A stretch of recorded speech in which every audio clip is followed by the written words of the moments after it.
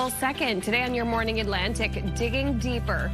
Rate hike approved, New Brunswickers to pay more for power. Your top news headlines just ahead.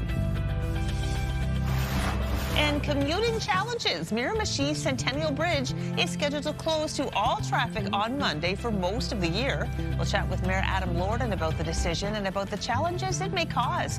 That is in our second hour.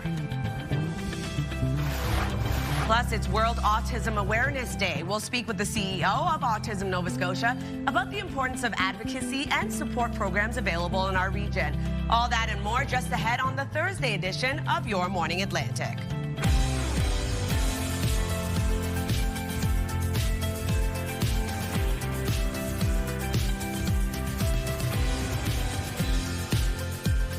Good morning. Enter our home. Our studio, our home away from home, into the little living room here. We're all ready to go, 6:01 on this Thursday, April 2nd. And this is our last day of the week because, of course, we are off to mark Good Friday. So we're here with a great show to get you set up for your Easter weekend, and also a shout out to our Jewish friends celebrating Passover. That's so true. And it is worth noting, while we don't have a show tomorrow, we will be back on Monday. Yes, we will do be have a back show Monday. bright and early So if you're Monday off on Monday, hey, come join us. We'll be here. So weather-wise, it has been, as they say, a ride on the struggle bus this week. It definitely has. Yeah, friends in Newfoundland and Labrador are really feeling it today. Absolutely. So the thing is, we are going to see that weather system move out. We are going to see a bit of sunshine for parts of the region today, although colder, below seasonal daytime highs headed our way. We do have a messy mix moving in for Friday, so I'll break that down in the full weather forecast. As of right now, it is -3 degrees in Halifax. We are going to see mainly cloudy skies sticking around throughout the day today. As I mentioned, colder across the region early this morning. We are expecting temperatures to rise, but still remaining pretty cold for our daytime highs. -3 degrees in Fredericton, -4 starting off your day in Charlottetown, -3 in Sydney, -7 degrees into St. John's, Newfoundland. Here's a look at that wind chill factoring in early on. We are going to see it much colder for parts of Newfoundland and Labrador this morning. Labrador still holding on to a risk of frostbite. A special weather statement in effect for all three parts of all three maritime provinces. We are going to see a warm front move in due to a Colorado low, bringing an icy mixture back around in Friday's forecast. We also have a snowfall warning currently in effect for northern New Brunswick. Here's a look at our satellite and radar. Pretty calm weather early this morning, looking at only a chance of some showers and or flurries. That will clear out pretty early this morning, leaving either sunshine or mainly cloudy skies for much of the region. In terms of the wind, it is going to be a bit breezy starting off, but tapering off into the afternoon. As of right now, 22 kilometers per hour into Truro and Halifax, 20 in Canso, 19 in North Cape. Only one wind gust to notify you of, getting up to 28 in Grand Manan. We'll take a look at your long-range forecast just ahead. First, a look at your local news with Amanda. Thanks, Satavia. An inmate serving a life sentence in New Brunswick has died. Correctional Service Canada said 70-year-old Melvin Glenn Stanton died in Dorchester Tuesday. He'd been serving his sentence since March 16th, 1971 for murdering murdered a Halifax woman after escaping a correction center in Toronto. Like Nova Scotians, New Brunswickers will be paying more for electricity this year. NB Power's request to once again hike its rates has been approved by the province's Energy and Utilities Board. NB Power says the 4.75% rate increase for 2026-27 will add nearly $11 a month for the average residential customer. The board admits it's not a decision made lightly, but there isn't much choice in the matter.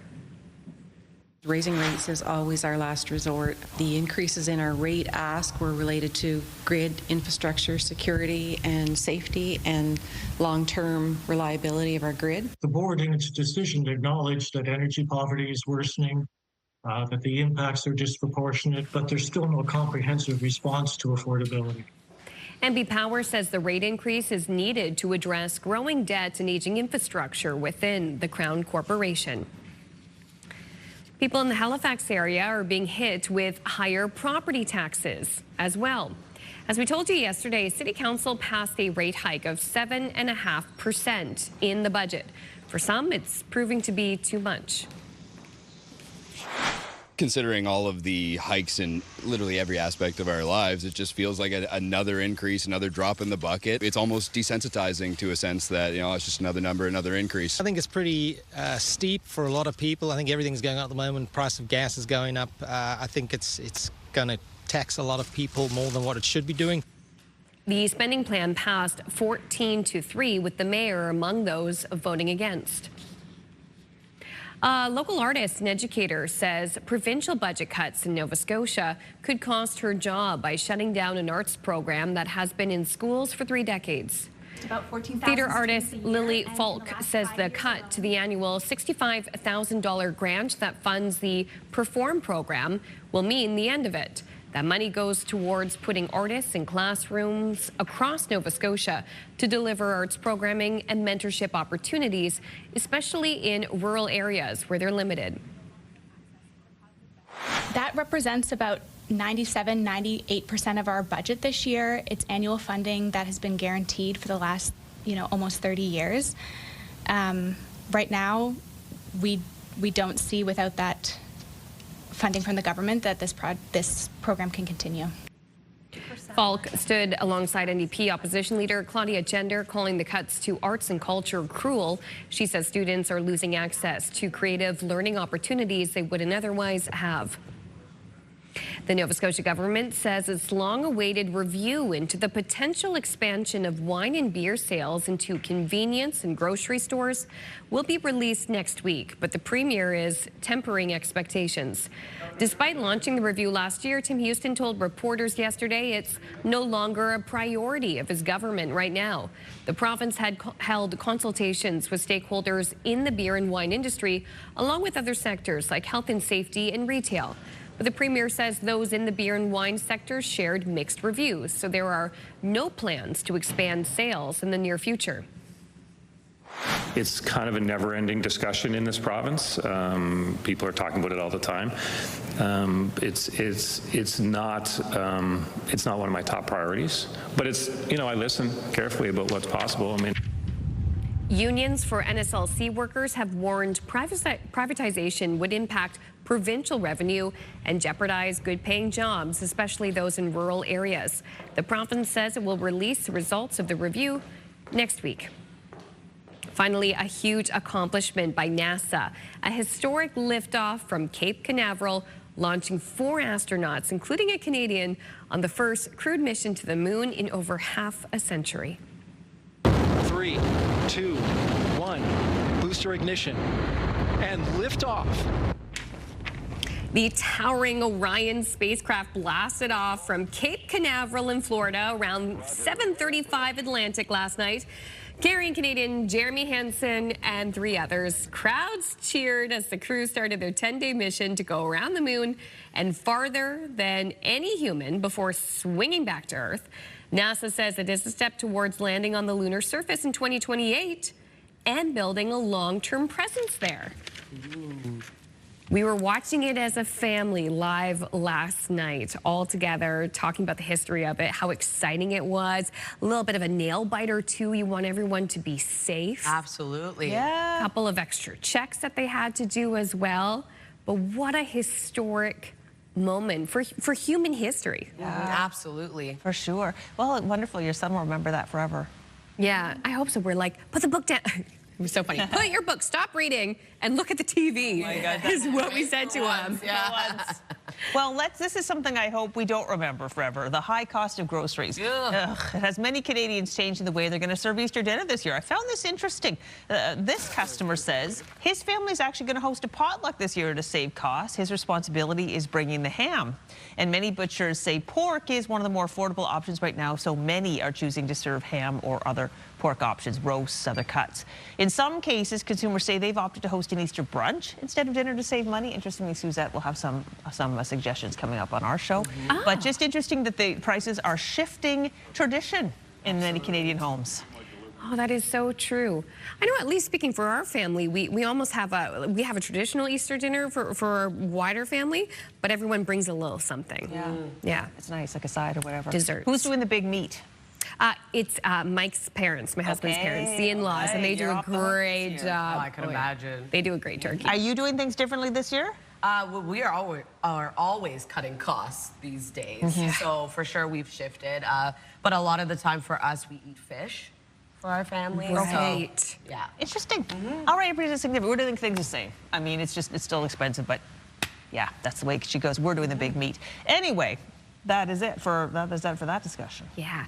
Well, still ahead, I'm going to have more details on the Artemis 2 mission in international news. And also up next, Latavia has the latest look at the forecast. Every time we see this live eye in Fredericton, it's like the ice surface is constantly changing. Yeah. So what are we going to get today? Barometer of what's going on in the weather, yeah. Exactly.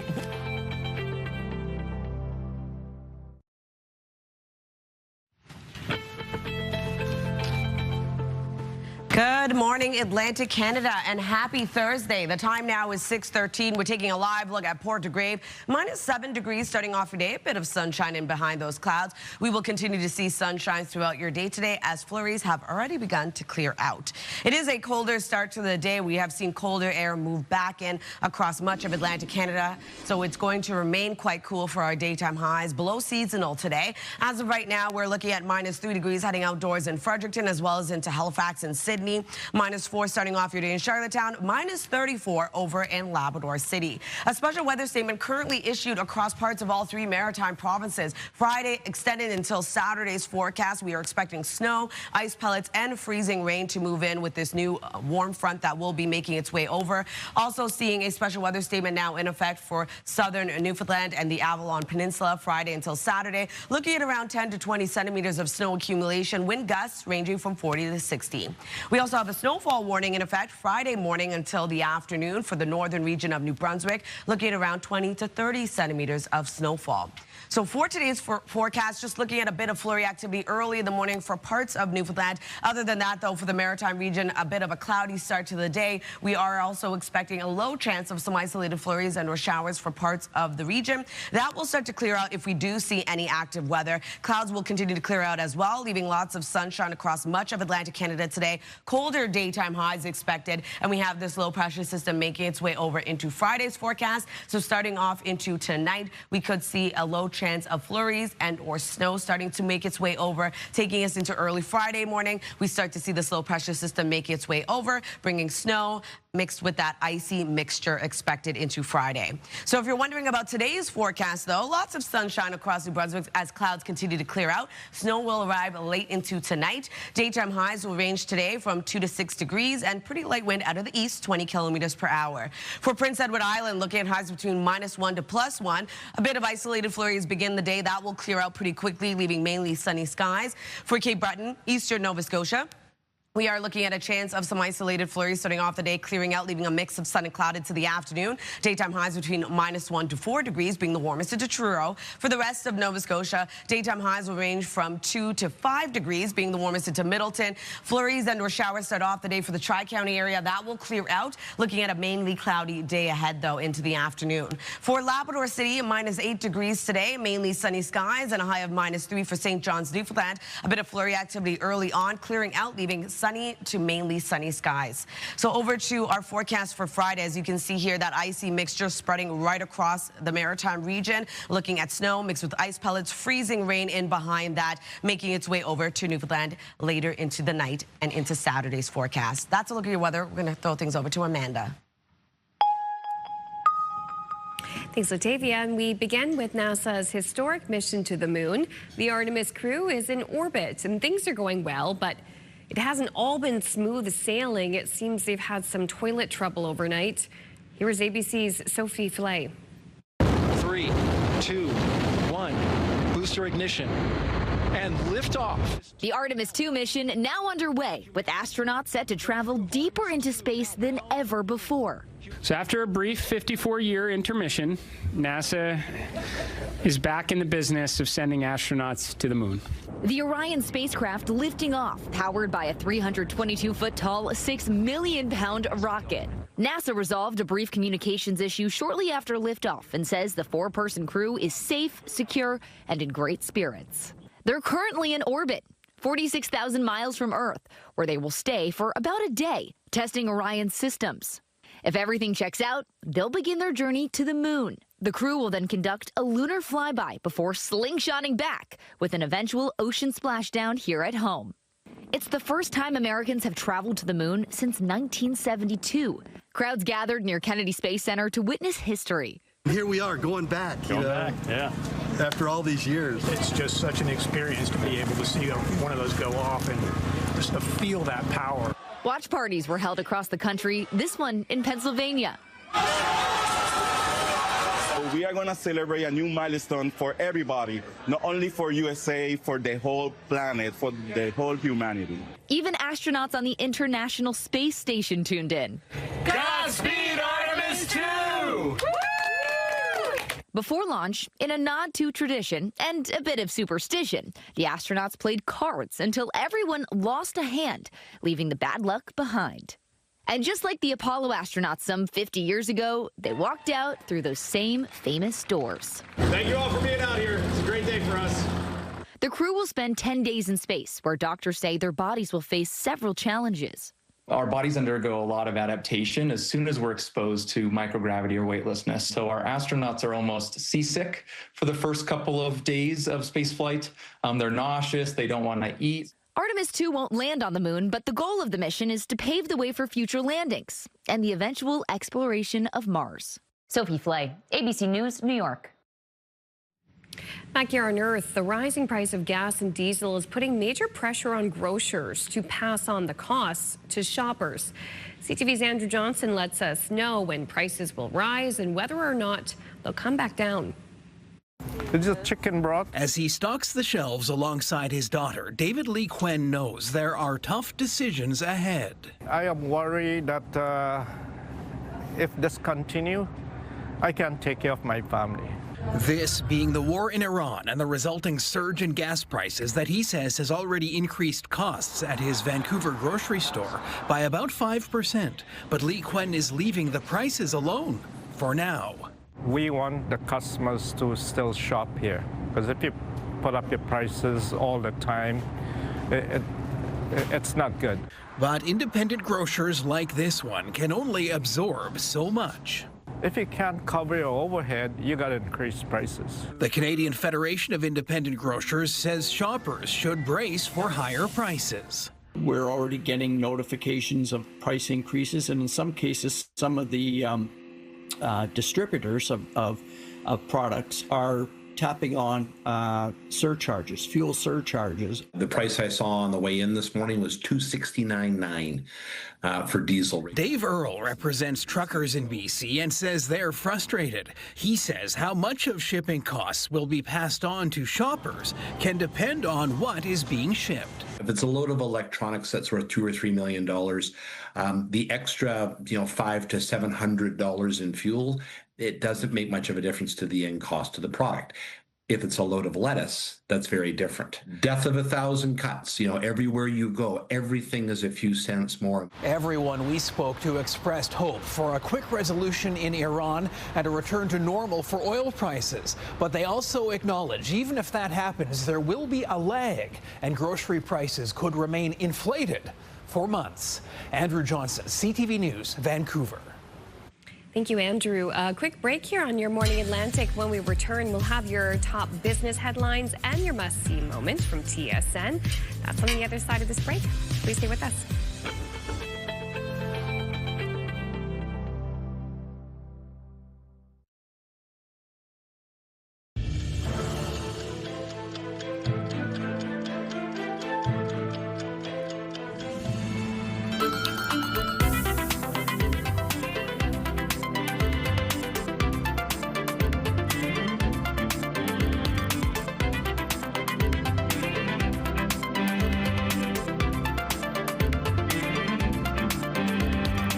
Welcome back. It's 6:24 and time to check in with our friends at TSN Sports Center for today's must-see moment.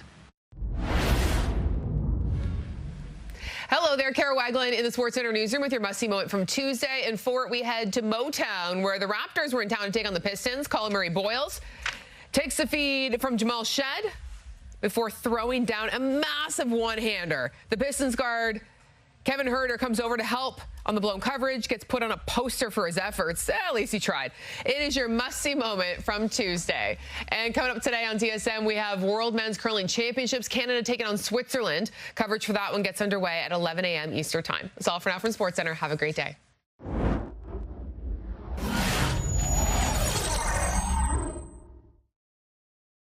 This TSN must-see moment brought to you by J.R. Rahe's Furniture and Appliances. Now we're going to head over to your business headlines from our colleagues over at BNN.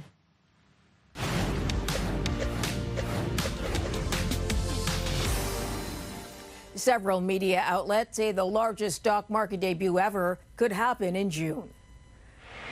The draft registration could see SpaceX valued at $1.75 trillion. It would be the biggest ever listing. The last IPO that came close was Saudi Aramco, Saudi Arabia's energy company, in 2019. It was valued at $1.7 trillion. SpaceX designs and manufactures rockets and spacecraft. Here are the closing numbers for the day. The Canadian dollar is down to 72.01. West Texas Intermediate is down over $1 to 112. Western Canadian Select is down over $3 to 80.14. And the TSX gained another 189 points today, now sitting just under 33,000. Those are your business headlines. I'm Marilla Fernandez.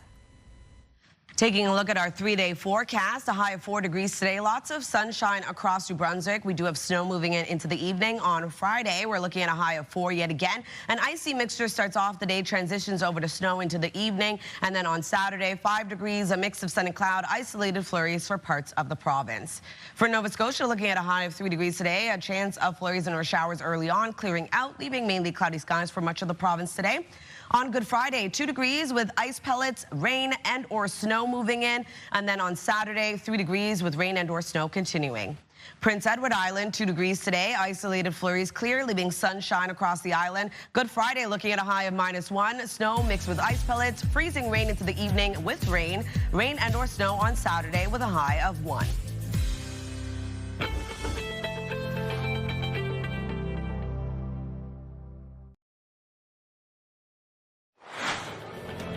Just ahead in this half hour, the Move Morning Chat. Today we want to know what's the best Easter candy of all time.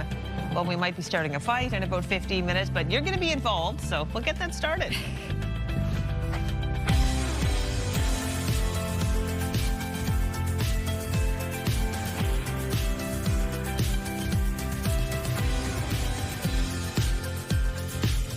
Hey, good morning, Atlantic, Canada. It is Thursday, but feeling like a Friday a bit on this April 2nd for so many people.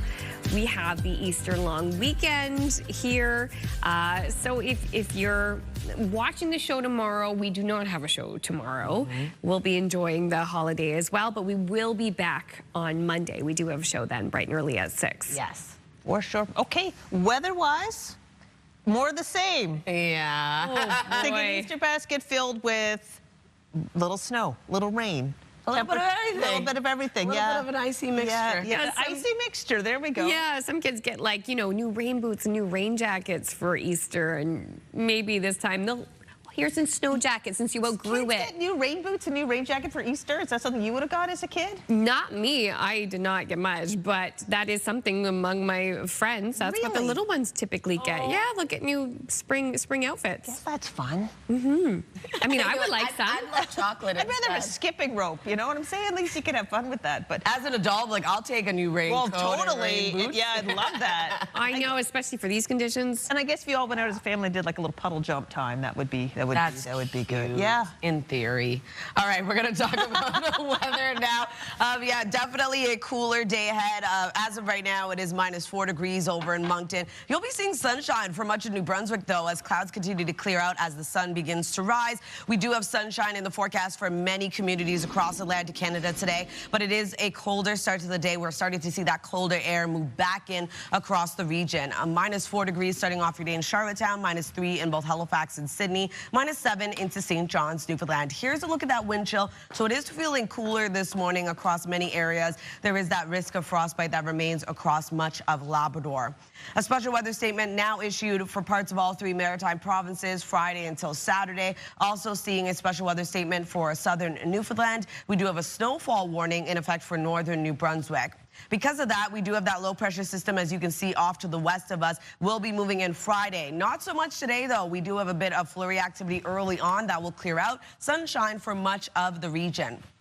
And then in terms of the wind, it's going to be quite light this afternoon. As of right now, 24 kilometers per hour in Sydney, 20 in Halifax, 19 in Truro and Charlottetown. Wind gusts as of right now getting up to 35 kilometers per hour in Sydney, 31 in Grand Manan, 30 in St. John, New Brunswick and Halifax. We'll take another look at your long-range forecast, but first a look at your local news with Amanda. Thank you so much, Latavia. We begin with a heads up for Halifax commuters. The McDonald Bridge will be closed for a portion of the long weekend.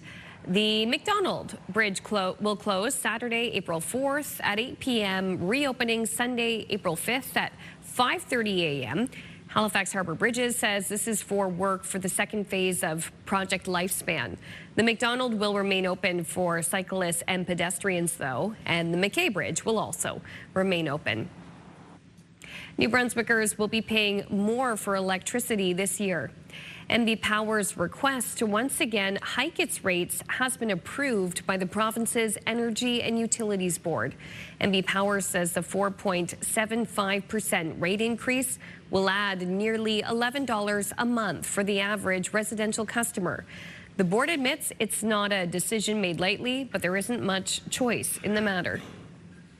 Raising rates is always our last resort. The increases in our rate ask were related to grid infrastructure, security and safety, and long-term reliability of our grid. The board in its decision acknowledged that energy poverty is worsening, that the impacts are disproportionate, but there's still no comprehensive response to affordability.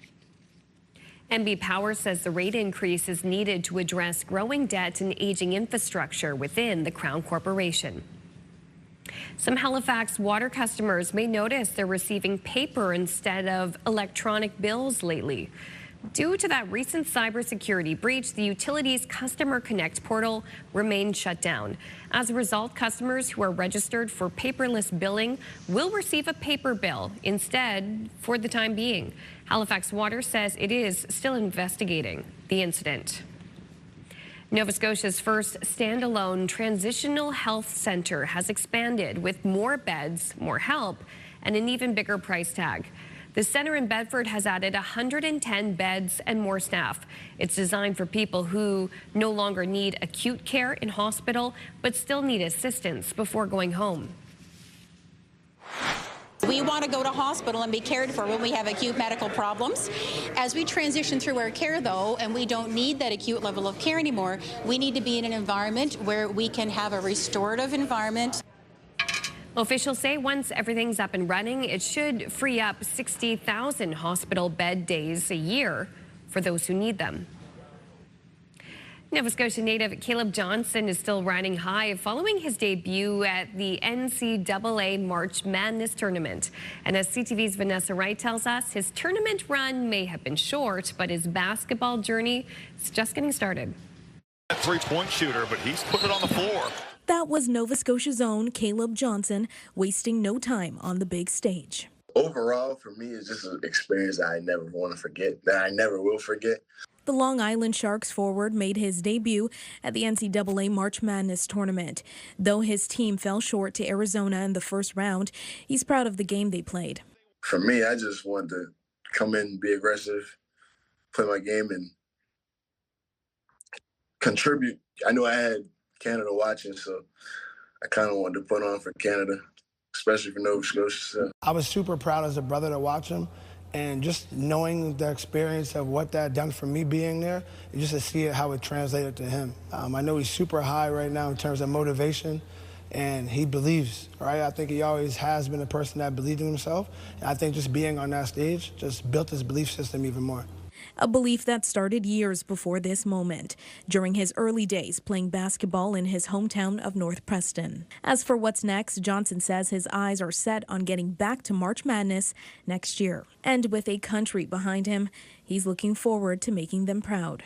I'm appreciative of the support that I have and the support that I receive. And yeah, just want to get back in the best way I can. Vanessa Wright, CTV News, Halifax. Thanks, Vanessa. Caleb Johnson from North Preston, Nova Scotia. So remember that name. Oh, yeah. Yeah. Fantastic. All right. It's almost 6:38, and a reminder that Jewish people around the world are celebrating Passover. The 8-day holiday began at sunset yesterday and will end after nightfall on Thursday, April 9th. It's one of the most sacred of Jewish holidays and commemorates the liberation of Jews from slavery. An important occasion as well as Christians enter the Easter weekend. Yeah, good point there.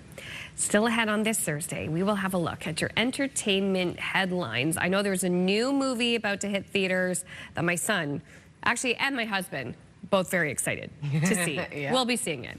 But before that, it is the Move Morning Chat.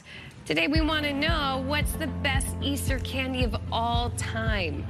We want to hear from you on this. The conversation coming up next.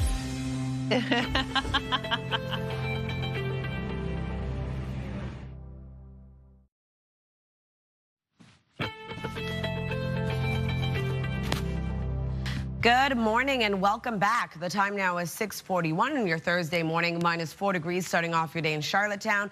Bit of a cloudier start to the day, but still going to see lots of sunshine in the forecast. Looking at a mix of sun and cloud. Clouds will clear out. Lots of sunshine remains into the afternoon. It is a bit cooler starting off your day. Colder air moves back in across the region. -3 degrees starting off your day in Fredericton. -3 also early this morning in Sydney and Halifax. -34 into Labrador City. And -7 starting off your day in St. John's, Newfoundland. We do have a special weather statement for parts of all 3 maritime provinces Friday until Saturday. Expecting snow, ice pellets, and freezing rain to move back in. We do also have a special weather statement for Friday until Saturday for the southern region of Newfoundland and the Avalon Peninsula, expecting around 10 to 20 centimeters of snow accumulation. Wind gusts will range from 40 to 60. A snowfall warning for northern New Brunswick for Friday morning until the afternoon. We are expecting around 20 to 30 centimeters of snow accumulation. So here's a look at our forecast timeline. A bit of active weather in the forecast early in the morning. A few flurries for parts of Newfoundland into the maritime region. A low chance of some isolated showers and or flurries. We're not really seeing any active weather in the forecast as of right now, though, actually occurring, and it's going to clear out rather quickly. A bit of a cloudier start to the day for the maritime region. Clouds will continue to clear out. Sunshine for much of Atlantic Canada throughout the day today, although it will remain cooler as we are going to see below seasonal daytime highs into this evening. Temperatures cool back down yet again, and we have that low pressure system currently off to the west of us. It will be bringing an icy mixture back in, looking at snow, ice pellets, freezing rain across all 3 maritime provinces. Over to our forecast today, though. Lots of sunshine as clouds clear out for New Brunswick. We do have snow arriving into the late evening hours. Daytime highs will range from 2 to 6 degrees and wind out of the east, 20 kilometers per hour. Prince Edward Island looking at a bit of isolated flurries starting off your day. That will clear right out, leaving mainly sunny skies. Daytime highs will range from -1 to +1. And then for Cape Breton, eastern Nova Scotia, daytime highs between -1 to 4 degrees, being the warmest into Truro. A bit of isolated flurries expected early on, clearing out, leaving a mix of sun and cloud. For the rest of Nova Scotia, looking at a bit of a cloudier day ahead. Daytime highs between 2 to 5 degrees. A chance of flurries and or showers for the Tri-County area, clearing out, leaving mainly cloudy skies today. Wind out of the northeast, only 15 kilometers per hour. And then for Labrador City, a high of -8 degrees, mainly sunny skies throughout your day. -3 for St. John's, Newfoundland. A few flurries early on, clearing out, leaving sunny skies into the afternoon. Friday's forecast, another cooler day ahead. We are going to see that icy mixture start off the day, transitioning over to freezing rain and or rain. And then for Newfoundland, we are going to see the system take over, make its way over there. Snow, at times heavy, is expected. Still dealing with some shower activity, though, for much of the maritime region into Saturday's forecast early in the morning before clearing out, leaving a cloudier day ahead. Still holding on to a bit of an icy mixture for Cape Breton Island and parts of eastern Nova Scotia and Prince Edward Island.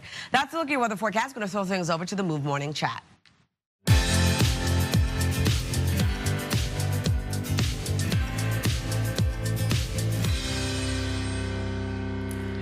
Well, the Easter long weekend is almost here, so we thought we would have a sweet conversation with Aaron and Peter about the best Easter candy of all time. We need to know what you two are reaching for.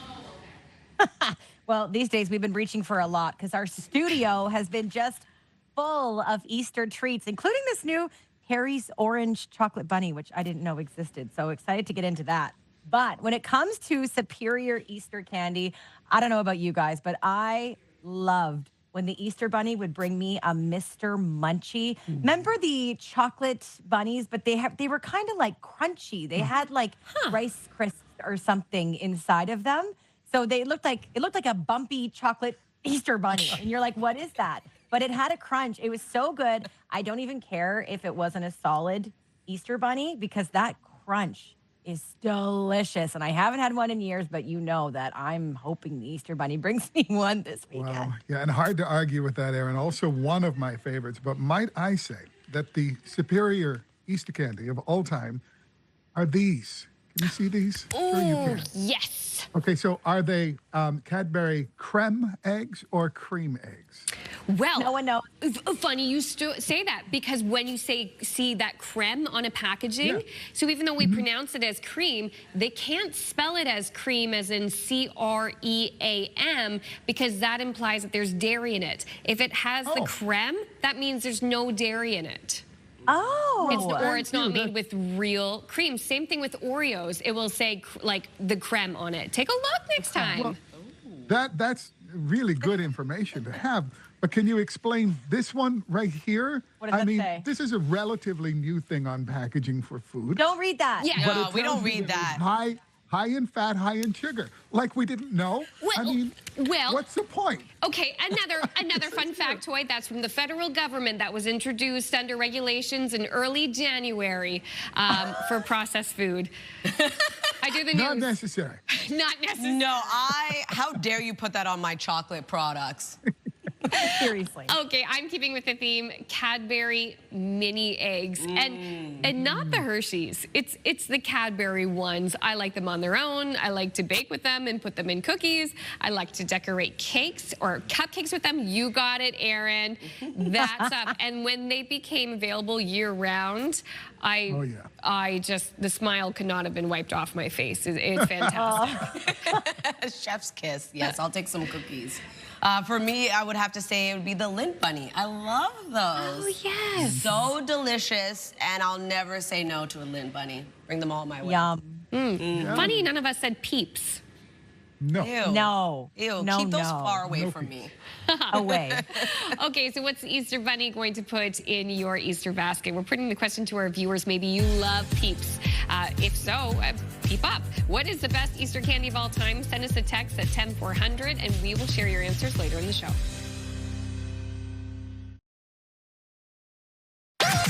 The #1 morning show in Halifax. Turk, Megan, and Amateur Alex. And home to the biggest artists. Halifax's #1 hit music station. 101.3 Virgin Radio.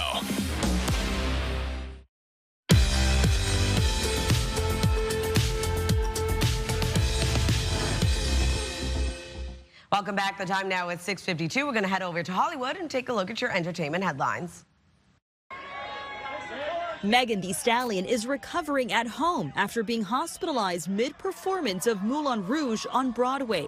In a statement shared with ABC News, her spokesperson said her symptoms were caused by extreme exhaustion, dehydration, vasoconstriction, and low metabolic levels. The Grammy Award winner thanked fans for their support on Instagram, saying, "I just need one day to rest, reset, and take care of myself the way I should have been." Former Fleetwood Mac guitarist Lindsey Buckingham was attacked in Santa Monica, a woman allegedly dousing the 76-year-old with an unknown substance. Buckingham wasn't hurt.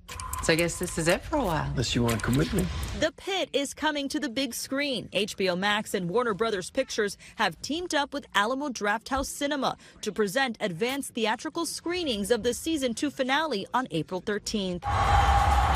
Shakira is bringing her world tour to the U.S. The Grammy Award winner has announced the North American leg of her world tour will kick off in Inglewood, California on June 13th. And happy birthday to Pedro Pascal. The Mandalorian star turns 50 today. And that's what's happening in Hollywood. Melissa Adon, ABC News. And the Naval Museum of Halifax is about to shut down for 2 years while major renovations and upgrades are taking place. CTV's Emmy Convey has more on the future of the site. One by one, each rare book is carefully bundled and boxed as the Naval Museum of Halifax prepares for a 2-year closure. For the most part, the renovations are limited to sort of regular maintenance, new windows, repointing the masonry, some infrastructure work. For 50 years, it's brought the history of the Royal Canadian Navy from ships to shore.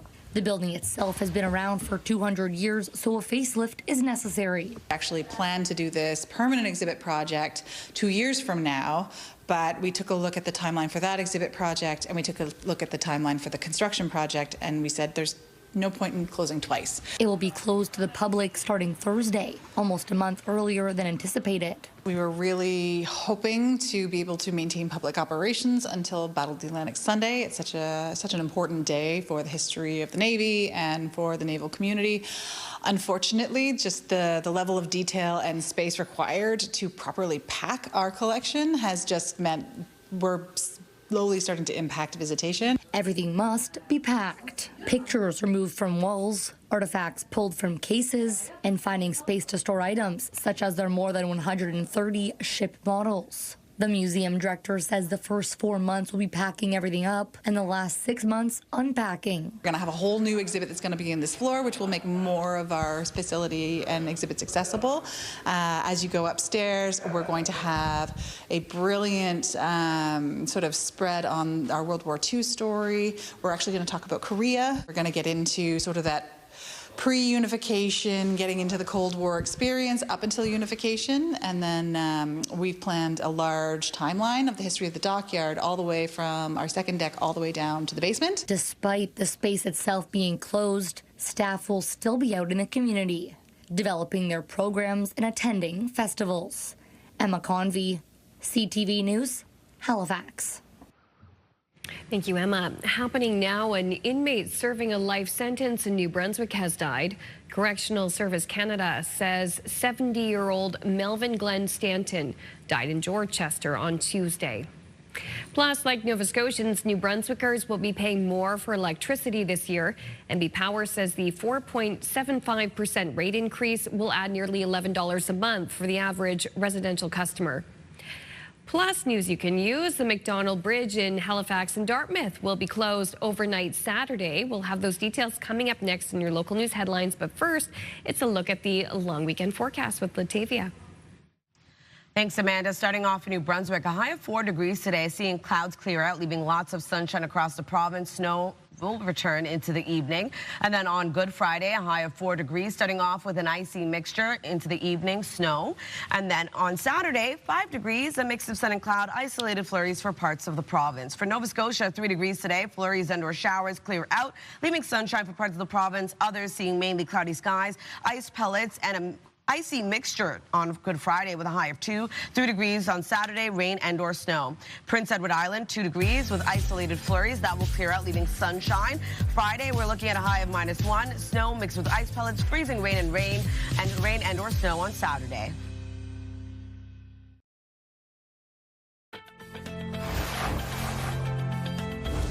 It's Thursday, April 2nd. Today on Your Morning Atlantic, digging deeper into the wallet. A new rate hike has been approved, meaning New Brunswickers will be paying more for power. Details just ahead in your news headlines. And commuting challenges. Miramichi's Centennial Bridge is set to close for several months on Monday. We'll speak with Mayor Adam Lorden about the project.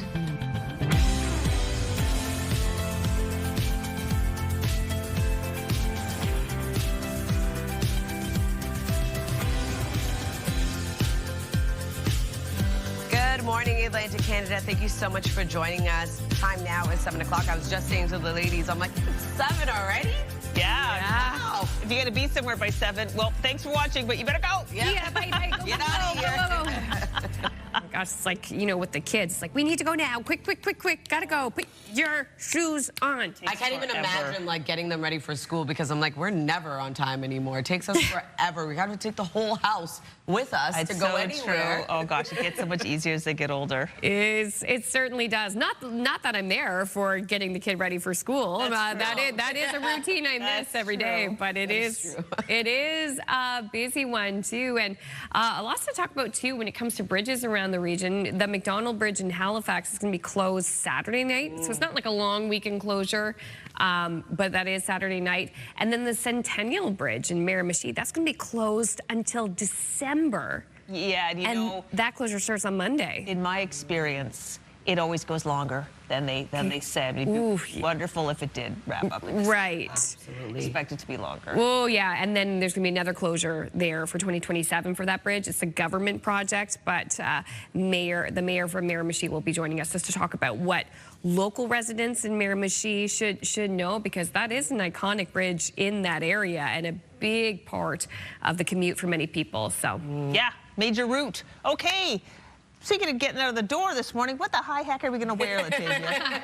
Well, definitely layers are key. It's a bit cooler this morning. We will be seeing temperatures rise a little bit later on. Still dealing with below seasonal daytime highs today. For St. John, starting off at -3 degrees, but lots of sunshine returns in the forecast. A very welcomed thing in our forecast today. A bit of a cloudy start to the day, but those clouds will clear out. -3 degrees as well in Fredericton, -4 in Charlottetown, -3 in both Halifax and Sydney, -7 into St. John's, Newfoundland. Factor in that wind chill, feeling much colder this morning, especially over in Newfoundland and parts of Labrador. Labrador still seeing a risk of frostbite early this morning. A special weather statement for parts of all 3 maritime provinces as we have another low moving in on Friday. We also have a special weather statement in the forecast for the southern region of Newfoundland and the Avalon Peninsula. Snowfall warning for the northern region of New Brunswick for Friday morning until the afternoon. Here's a look at our current satellite and radar. Just a bit of cloud coverage early on, a few flurries that will clear out. Sunshine for much of Atlantic Canada throughout the day today. And then in terms of the wind, it's going to remain quite light and nothing above 24 kilometers per hour right now in Sydney, 20 in Halifax, 19 in Truro and Charlottetown. Wind gusts getting up to 35 kilometers per hour in Sydney, 31 in Grand Manan, with 30 in Halifax and St. John, New Brunswick. We'll take another look at your forecast just ahead. First, a look at your local news with Amanda. Thank you, Latavia. An inmate serving a life sentence in New Brunswick has died.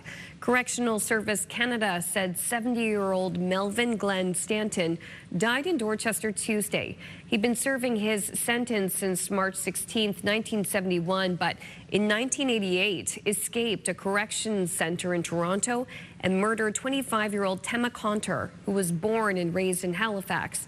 The Tema Foundation was established in her memory. That organization supports mental health and provides resources for workplaces, especially for first responders and frontline workers. Like Nova Scotians, New Brunswickers will be paying more for electricity this year. NEMB Power's request to once gain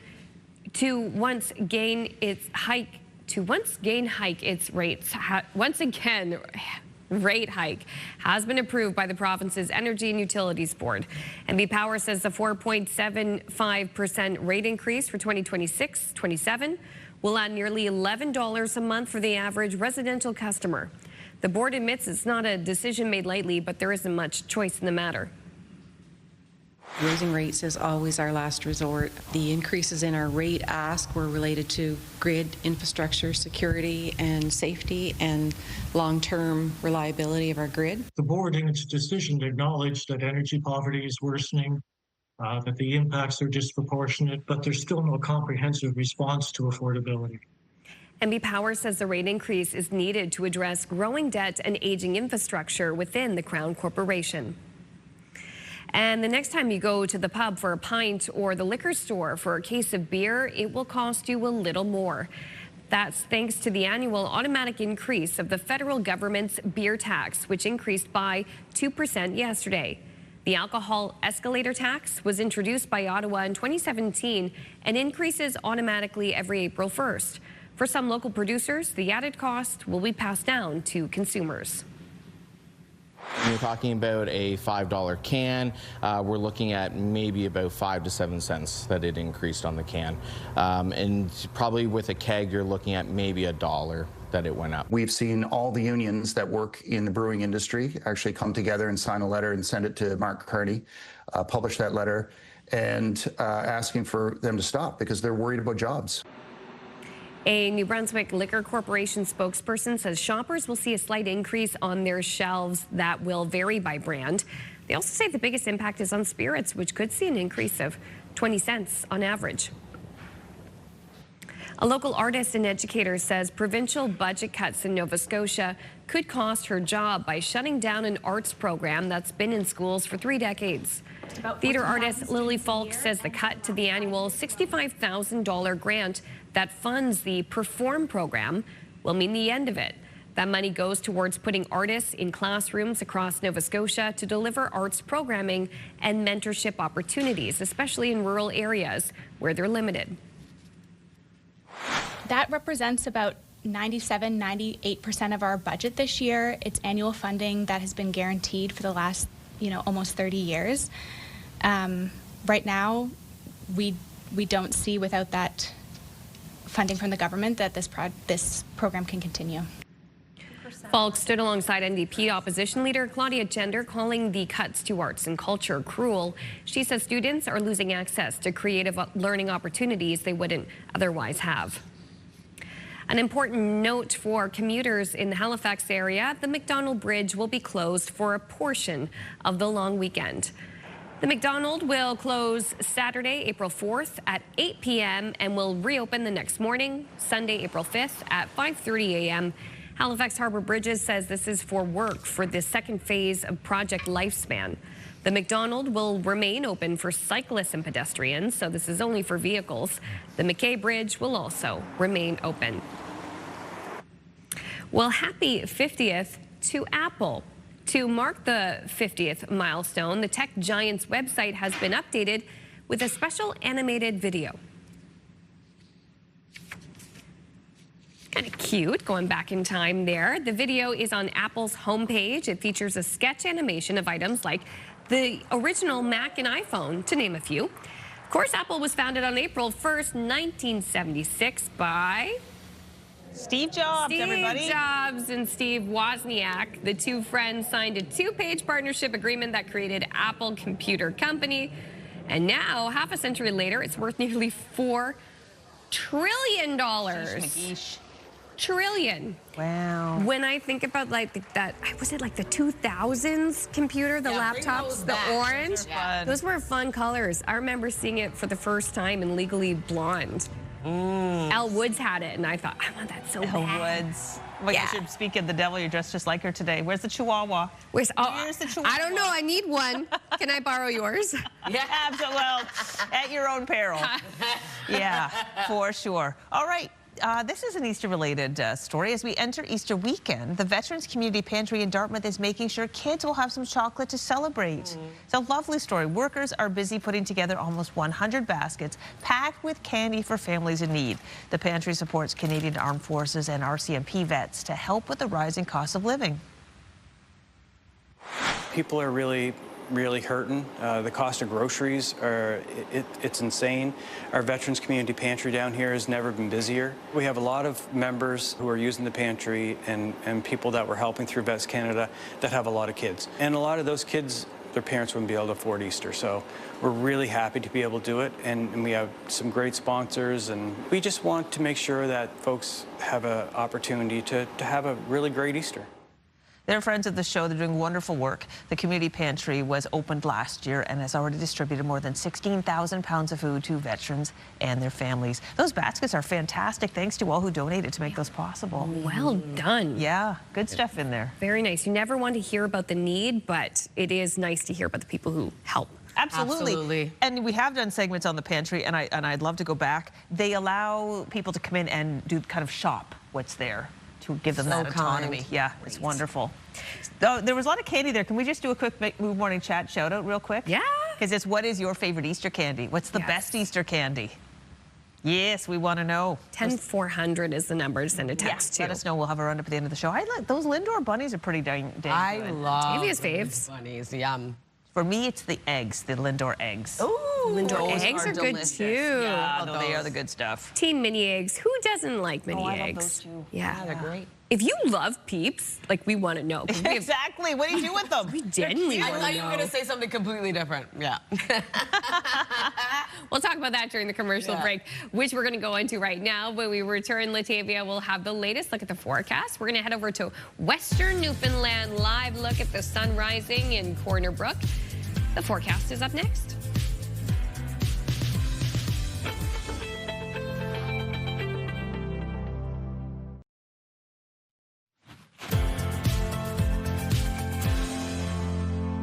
Welcome back. The time now is 7:14. A beautiful sunny start to your day over in Bedeque. -3 degrees though right now, and temperatures will be a bit cooler for our daytime highs, but that sunshine will be sticking around throughout the day today. As of right now, pretty cool temperatures for parts of the region, colder for Newfoundland and Labrador. We are looking at -3 degrees in Fredericton, -4 in both Charlottetown and Sydney, -3 in Halifax, -21 in Happy Valley Goose Bay, and -16 degrees starting off your day in Corner Brook. A special weather statement currently in effect for parts of all 3 maritime provinces. This is for Friday until Saturday, as we expect snow, ice pellets, and freezing rain to move back in. We also have snow indicated for parts of southern Newfoundland and the Avalon Peninsula, so we do have that special weather statement. Expecting around 10 to 20 centimeters of snow accumulation. Wind gusts will range from 40 to 60. A snowfall warning also issued for northern New Brunswick for Friday morning until the afternoon, looking at snowfall between 20 to 30 centimeters. Here's a look at our forecast timeline. We are seeing a few flurries and or showers for parts of Atlantic Canada early on. Already beginning to clear out, though, and clouds will continue to clear out for the maritime region. Lots of sunshine right across Atlantic Canada today. Cooler daytime highs expected. And then into tonight, increasing cloudiness. We are going to see a colder night ahead. And we do have that low pressure system currently off to the west of us. It will be bringing an icy mixture back around for all 3 maritime provinces for our forecast on Good Friday. If you're wondering about our forecast today, though, daytime highs for New Brunswick warming up today, 2 to 6 degrees, still remaining for much of the province below seasonal for our daytime highs. We are going to see clouds clear out, leaving lots of sunshine across the province. Snow arrives into the evening. For Prince Edward Island, highs between -1 to +1. We do have a few flurries early in the morning, clearing out, leaving sunshine across the island. Same thing goes for Cape Breton, eastern Nova Scotia. A mix of sun and cloud into the afternoon, with daytime highs between -1 to 4 degrees, being the warmest into Truro. For the rest of Nova Scotia, a chance of flurries and or showers for the Tri-County area. That will clear, mainly cloudy skies into the afternoon. Daytime highs between 2 to 5. For Labrador City, looking at a high of -8 degrees, mainly sunny skies today. A few flurries start off your day for St. John's, Newfoundland, a high of -3, and sunshine into the afternoon. Friday's forecast, as I mentioned, an icy mixture, snow mixed with ice pellets, freezing rain, and rain. And then into a forecast for early Saturday morning, Newfoundland will be dealing with snow. This system will start to clear out for Saturday's forecast, leaving a cloudier day ahead, still holding on to a bit of mixed precipitation for parts of Cape Breton Island, eastern Nova Scotia, and Prince Edward Island. That's a look at your weather forecast. Going to throw things over to Amanda. Thanks, Latavia. And we begin with a huge accomplishment by NASA, a historic liftoff from Cape Canaveral, launching 4 astronauts, including a Canadian, on the first crewed mission to the moon in over half a century. 3, 2, 1. Booster ignition and liftoff. The towering Orion spacecraft blasted off from Cape Canaveral in Florida at 7:35 Atlantic time, carrying Canadian Jeremy Hansen and 3 others.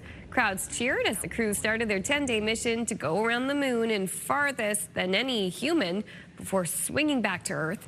NASA says it is a step towards landing on the lunar surface in 2028 and building a long-term presence there. Back here on Earth, there is a new battle brewing in the trade war between Canada and the U.S. American officials have published a list of trade irritants with our country, pointing to the Buy Canadian policy as a thorny issue, one that was put in place because of Trump's tariffs. CTV's Mike LeCouture has more on the issue and the reaction. The country's iconic symbol of democracy will soon be protected by Canadian steel. During the next phase of renovations, the Peace Tower will be encased by steel scaffolding from Hamilton-based Walters Inc. But it may not have happened if not for the Buy Canadian provision. It would have been more difficult, and the chances are that much of the material, at least the raw material, would have come from the United States as opposed to from Canada. As of December of last year, the government mandated that publicly funded infrastructure projects should prioritize Canadian workers and industries. Even though the U.S. has a similar provision, the American trade representative cited Canada's version as a trade irritant. The Minister for Canada-U.S. Trade downplayed the list of irritants, saying talks are continuing. There was a high-level meeting this week in Washington between senior officials from Canada and the United States to discuss these and other issues. So none of this is surprising to us. The removal of American liquor off many provincial store shelves is also on the list of irritants, as is Canada's Online Streaming Act and the Supply Management System, which restricts the import of American dairy, poultry, and eggs into this country. Meantime, Mexico is seemingly further ahead in trade negotiations with the U.S., engaging in technical discussions with the Americans. I think the Canadian government is stalling for time. They think that Trump, my guess is they think Trump is weak. They want to sort of see if they can get this deferred into the midterms. Minister LeBlanc says he'll continue to speak regularly with his American counterparts about the CUSMA review, even as the deadline to decide the deal's fate is just 3 months away. Mike Lecouteur, CTV News, Ottawa. Up next, we will have a conversation with the mayor of Miramichi about the closure of the Centennial Bridge for the next 8 months. That conversation is coming up right after this. Please stay with us.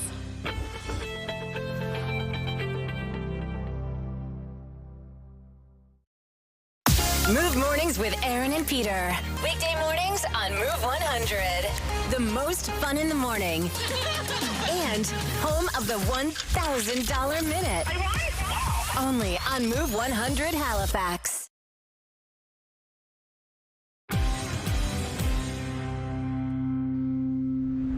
Welcome back. It's 7:23.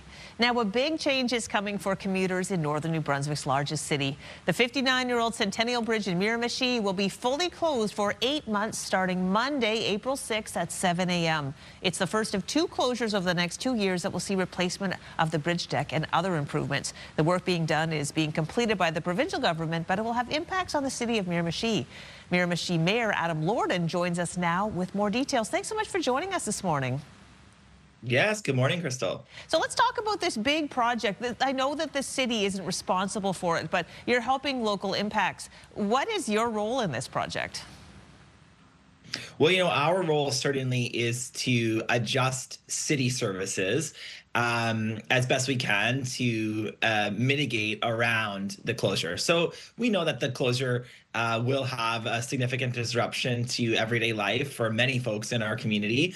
And, we have to do, as we have, the work of putting in place adjustments to our city services to make sure that those end up being as undisrupted as they possibly can. So that would be everything from our Miramichi City Transit to protective services, fire and police, of course, traffic flow, garbage pickup, all of the things that the city is responsible for, we've made adjustments for. And, this closure is a long time coming. In fact, there has been about 3 years in a row where it was supposed to happen and not happen. So the city has had plans prepared for some time, which, of course, every year we've refined, including this year.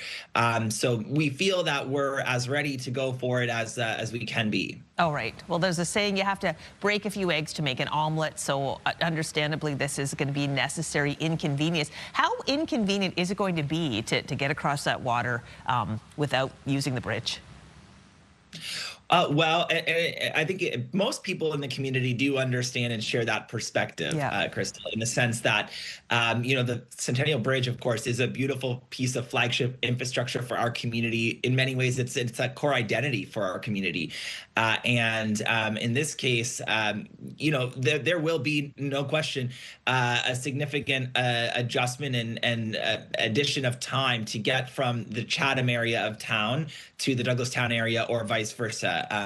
And so, folks are encouraged to make adjustments. And in truth, we don't have an exact understanding of how much longer it will take. certainly be monitoring that, and we're going to be monitoring all of the adjustments we've made in those first few days and weeks, and tweaking accordingly as we must do. But we're encouraging people to try to travel in off-peak hours if they can. So outside of rush hours, I know we've made formal requests to the provincial and federal government, as well as ourselves, and encourage private sector, if they can adjust work hours for their workforces, then we encourage them to do that. And we just found out in the last couple of days, the Federal Pay Center, which is one of the biggest employers in the community, employing hundreds of people, they have agreed to go back to a primarily work from home situation. So that's a big help. And our transit, we've extended hours all the way earlier into the morning and right up until late at night, because unfortunately we're losing the bridge access for cars, but also for walkers and bikers. So folks that live on one side and work on the other, or need to depend on getting across to get supplies, are going to need that even into the evening. So we've put those things in place, and the province will be adding in a ferry service from Chatham to Douglastown in the summer months when weather allows for that too. So there will be a number of options for people. Again, they won't be as quick and smooth as when the bridge is fully open, but we think that they will help people. And with workforce adjustments and things, we'll get through this together, and it'll be painful, but as minimal in that regard as possible. All right. Well, thank you so much for your time this morning. And this is very useful information. Of course. Always happy to help. All right. That was Adam Lorden, the mayor of Miramichi. We have put information on our website about, for example, the city will be issuing alerts. All of that will be on our website. But I guess it's going to be an interesting time. We'll take a break and be back with more of our show after this.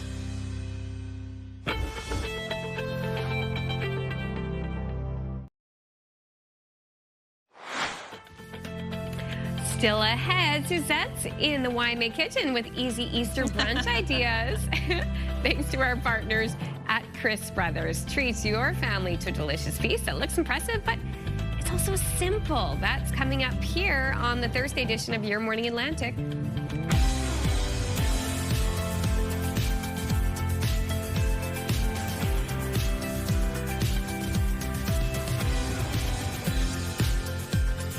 Hello, come on in. We're already halfway through the show on this Thursday, heading into the Easter weekend. Big question is, what's the weather going to be like, Latavia? Okay, well, we're used to that. We're used to that. Yeah. Just give us the details. Oh, today is going to be quite nice, although cooler across the region. Lots of sunshine. Friday is what we're bracing for, that forecast. We'll take a look at that a little bit later, but here's a live look at Edmonton. Colder to start this morning, minus 15 degrees as we see that colder air move back in. That cloud coverage will start to clear out, though. You'll be seeing sunshine into the afternoon. Minus 3 degrees in Fredericton, as well as into Halifax. Minus 4 in both Sydney and Charlottetown. Minus 7 starting off your day in St. John's, Newfoundland. Over to our wind chill. It is cooler this morning, as I had mentioned already.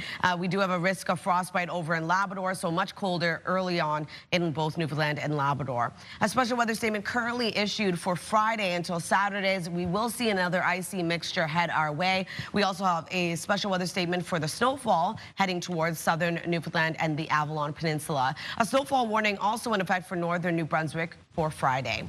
So here's a look at our satellite and radar. You can see that system off to the west of us won't be making its way until Friday. So today's forecast, fairly calm. We are going to see lots of sunshine across much of the region into the afternoon. In terms of the wind, starting off a little bit breezy, will continue to become lighter into the afternoon. 26 kilometers per hour right now in Canso, 22 in Truro and Greenwood, and no wind gusts to report at this time. We'll take a look at your long-range forecast just ahead. First, a look at your local news with Amanda. Thanks, Latavia. An inmate serving a life sentence in New Brunswick has died. Correctional Service Canada said 70-year-old Melvin Glenn Stanton died in Dorchester Tuesday. He'd been serving his sentence since March 16, 1971, but in 1988 escaped a correction center in Toronto and murdered 25-year-old Tema Conter, who was born and raised in Halifax. The Tema Foundation was established in her memory. The organization supports mental health and provides resources for workplaces, especially for first responders and frontline workers. This is an important note for our commuters in Halifax. The McDonald Bridge will be closed for a portion of the long weekend. The McDonald will close Saturday night, April 4th at 8 p.m., and it will be closed overnight, reopening Sunday, April 5th at 5:30 a.m. Halifax Harbour Bridges says this is for work for the second phase of Project Lifespan. The McDonald will remain open, though, for cyclists and pedestrians, and the McKay Bridge will also remain open. Like Nova Scotians, New Brunswickers will be paying more for electricity this year.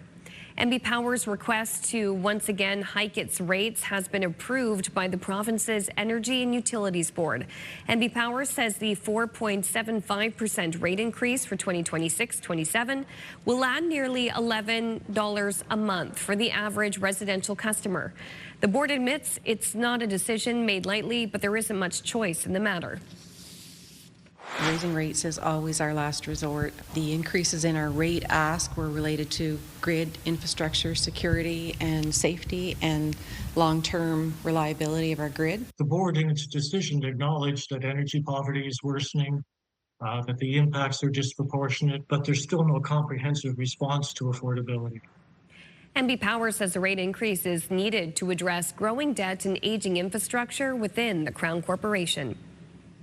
The Nova Scotia government says its long-awaited review into the potential expansion of wine and beer sales into convenience and grocery stores will be released next week, but the Premier is tempering expectations. Despite launching the review last year, Tim Houston told reporters yesterday it's no longer a priority of his government right now.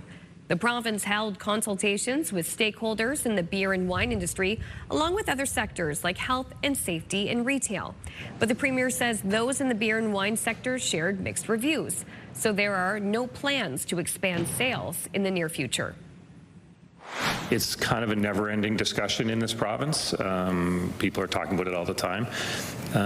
It's not one of my top priorities, but it's, you know, I listen carefully about what's possible. I mean, Unions for NSLC workers have warned privatization would impact provincial revenue and jeopardize good-paying jobs, especially those in rural areas. The province says it will release the results of the review next week. Finally, a huge accomplishment by NASA, a historic liftoff from Cape Canaveral, launching 4 astronauts, including a Canadian, on the first crewed mission to the moon in over half a century. 3, 2, 1, booster ignition, and liftoff. The towering Orion spacecraft blasted off from Cape Canaveral in Florida at 7:35 Atlantic time, carrying Canadian Jeremy Hansen and 3 others. Crowds cheered as the crew started their 10-day mission to go around the moon and further than any human before swinging back to Earth. NASA says it is a step towards landing on the lunar surface in 2028 and building a long-term presence there. That's so cool. I was watching an interview with Bill Nye the Science Guy, and the interviewer said, well, what are we hoping to find? And he goes, we don't know. You gotta go look. Wow. You gotta go look, and there can be so much research for so many different departments, I guess you could say, when it comes to this. Huge. Yeah. Rise balls So around the cool. world. Very Yeah. exciting. All right, prepare yourself to see something a little less extraordinary, but interesting all the same. The world's largest escalator. Officials in China have unveiled what's being called the world's longest outdoor escalator. Outdoor? The massive structure is made up of 21 combined escalators spanning nearly 3,000 feet in length. That's 914 meters. So basically it climbs the height of an 80-story building. That's a big, look how big it is. Oh, that's cool. It is cool. I love how they've got that little like video screen in it. The projection on it, or the video, yeah. Look how high it goes. I know. I love escalators. I'm going to go ride this. You right? Oh, man. Imagine if it breaks down. You got to be the person to fix it. Oh, walk up Oh, God, I would be devastated. Yeah. Like you're smack dab in the middle. Oh, my gosh. That would be unfortunate. Yeah, okay. Well, that doesn't happen. It's new. It's got to be good. Okay, still ahead, Latavia has a look at the long weekend forecast. And coming up, hosting Easter Brunch doesn't have to be complicated. Suzette and our partners at Chris Brothers are building the ultimate Easter brunch. Easy, beautiful, delicious. We're gonna hop on over to the kitchen when we return.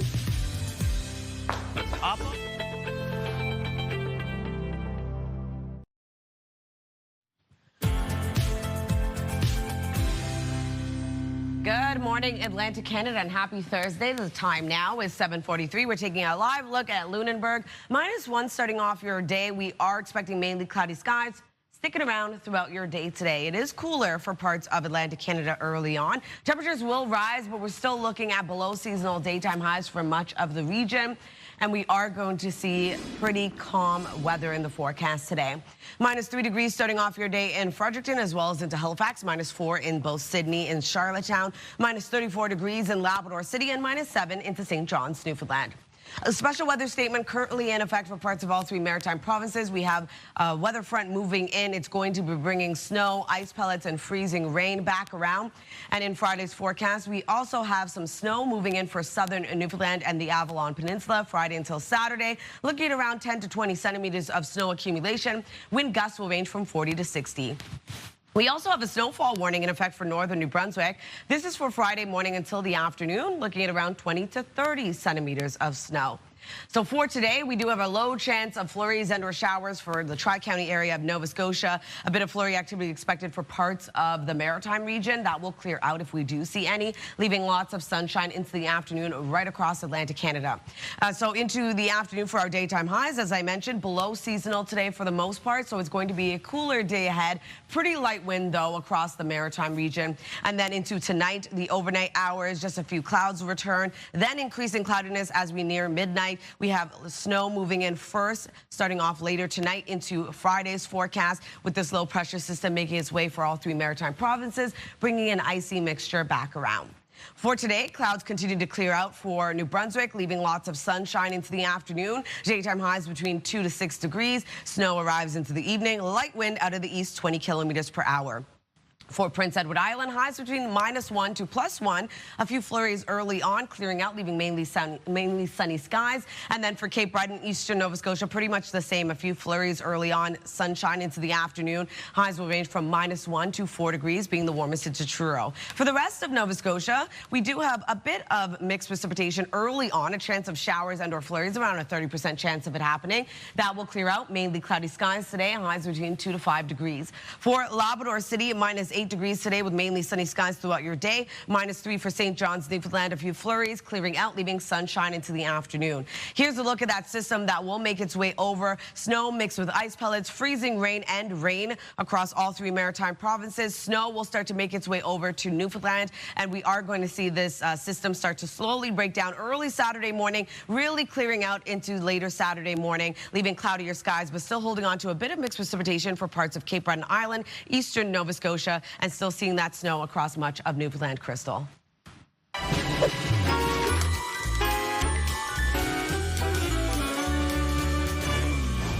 Love that little intro. Easter is merely days away, and if you're hosting brunch, we've got you covered. Suzette Belliveau is here with some easy and delicious ideas to help you pull it all together, thanks to our partners at Crisp Brothers. Suzette, you are making me so hungry with this. I think this might be your best display yet. Oh, thank you. Well, I was here bright and early before sunrise to get our display together. You know it, it's not Easter without Crisp Brothers, Crystal. And they have everything you need to host the most incredible brunch for your family and friends this weekend. Okay, what are we making right now? Okay, well, today we're going to get started on a very simple ham quiche. Ham is the star of the show when it comes to Easter. So let's start to get this going, Crystal. First, I'll get you to crack 4 eggs into the bowl. Fun. And you could make your own pie dough, you know, but quiche dough, but I just went to the store and bought it. That was my question. Very easy to go buy it, but you can always make it. Totally, if you're good at pie crust, but it's nice to know that you can just use a store-bought one in a jiff. So we've got the 4 eggs in there, and then what I'm going to do, Crystal, is put a bit of milk. You'd want maybe a cup of milk or so. There we go, that's fine. You can whisk that. Start whisking? Yes, you can whisk it together. Bulbous little whisk. Yes, and Crisp Brothers, as you see here, I've got our Easter baskets full of meat. Crisp Brothers products for Easter this year, which is wonderful. There's ham, there's pepperoni, there's kind of everything you need. Honestly, this would be a dream for me. Just throw maybe like some mini eggs in that bad boy and a spa treatment, and we're good. I know. So I know you love the products too. They're so delicious. I do. Literally, I've got this in my fridge right now. I went and bought it last night. Right. There's so much options, variety, diversity, so many different flavors of ham and turkey and roast beef, and we'll get to all that in a bit. That's whipped. That's really good, Crystal. So what I'm going to do while you were doing that, I'm putting our ingredients, of course, ham, the star of the show, into the pie crust, adding a little bit of green peppers for flavor. Sure. I'm gonna put a bit of cheese in there. I've got the cheese on your side. Yep, Crystal. like into the quiche. Okay, cheese in there. I'll tell you what I like about this Chris Brothers ham. It's actually really tasty and good quality. Can I just put the whole thing? Maybe not the whole thing. Okay, We'll put I that. put a lot. Yeah, that's we were good. removing some cheese. We No, are that's good. backtracking. And then you can pour that mixture right in there. Just Okay. take your time and pour it in there. And what we'll do is we'll bake that for about 40 minutes or so at 375 in the oven. Okay. And you can disperse it a little bit too. Yeah, go ahead. You show me how it's done. Remember, I've never made this before. This does look super easy. Super easy. The ham is very easy to cut up. Yep, absolutely. And I'm using this pack of ham. Yeah, it's so easy. Package of ham right here. Yep. So it's great. So you've got that in the oven. You're waiting for your guests to serve them a nice hot quiche. But in the meantime, they walk in the door. What do their eyes come upon? A Easter brunch board. It's Take very a look impressive, at Suzette. this. Yes, we have pepperoni in here. I used honey garlic just because it's Easter. You like to have a little, sweetness to it. We have also the maple ham and the honey ham in here. And because my nieces love bologna, I put bologna there. You see it right there. Yeah. Bologna on the side that Chris Brothers does as well. My nephews and niece love bologna too. It's making a comeback. Staple in so many kitchens, Crystal. But then you want to serve multiple options when it's brunch, right? So why not have a DIY sandwich bar? And Chris Brothers makes a plethora of deli meats. So what do we have here? Hickory flavored turkey, Black Forest ham, roast beef, and honey ham as well. So right here, I have the Black Forest ham ready to serve with some scrambled eggs, tomato, Swiss cheese. Also, I have the Chris Brothers roast beef here as well, and along with all the sides. But you can even top it off. Chris Brothers makes mustard too, a Dijon. One stop. Classic original yellow mustard. You got it all. This is really fun. It's fun. So we'll make that later on in the show. Are you we? can make your own sandwich if you want. We're going to throw the quiche in the oven, and we're going to snack on this beautiful Easter brunch board. What's your favorite thing Oh here? my gosh, favorite thing? It's hard to say. First of all, I love the way you've got it displayed. Oh, thank you. I love the meat. I really want to eat that ham. Ham and brie. Like what I love, you could take the ham and use it kind of like a little thing, and then put the brie in it, and then you have the sweet and the savory. Also, you did a great job with these eggs. They're very nice and fluffy. It just really adds to it, because the Chris Brothers deli meats are great. They'll go with anything, but nice to add some flavors of Easter in there. A little sweetness, a little breakfast ideas. Yeah, well done, Suzette. We'll be back for a taste test. Amanda, over to you. Now, does Suzette like Peeps, though? That's a question I have this morning. Health and medical news now. If you have any HelloFresh meal kits, you'll want to check them carefully. Cheese ingredients in some of the kits have been recalled because of possible listeria contamination. It's one of the topics in your health.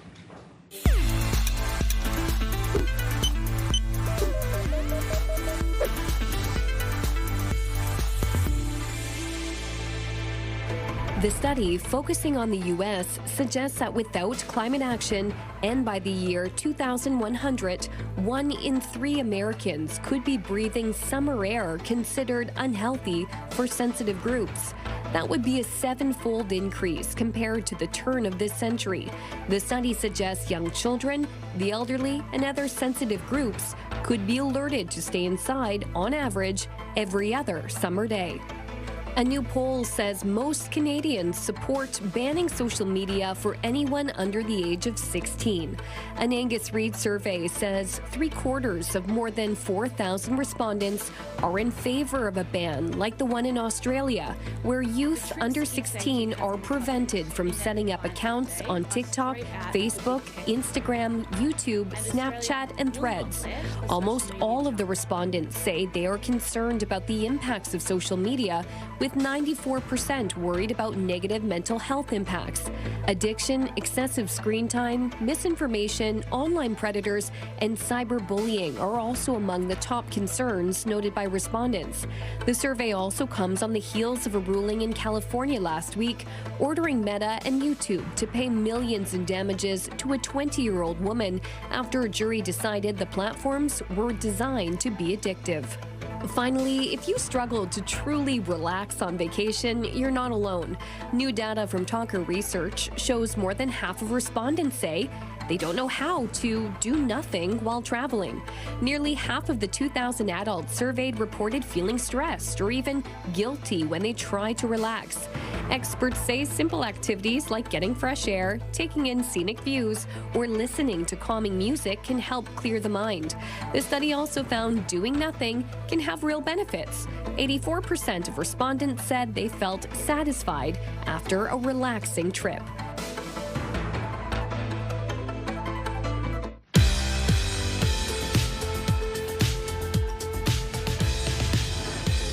now we'd like to introduce you to the Maritimers who are marking milestones today. It's a 50th anniversary for Paul and Elaine Carabin of Dominion, Nova Scotia. Great shot. Thank you so much for sharing it with us. It's his 60th anniversary for Doug and Carol Brooks of Dartmouth.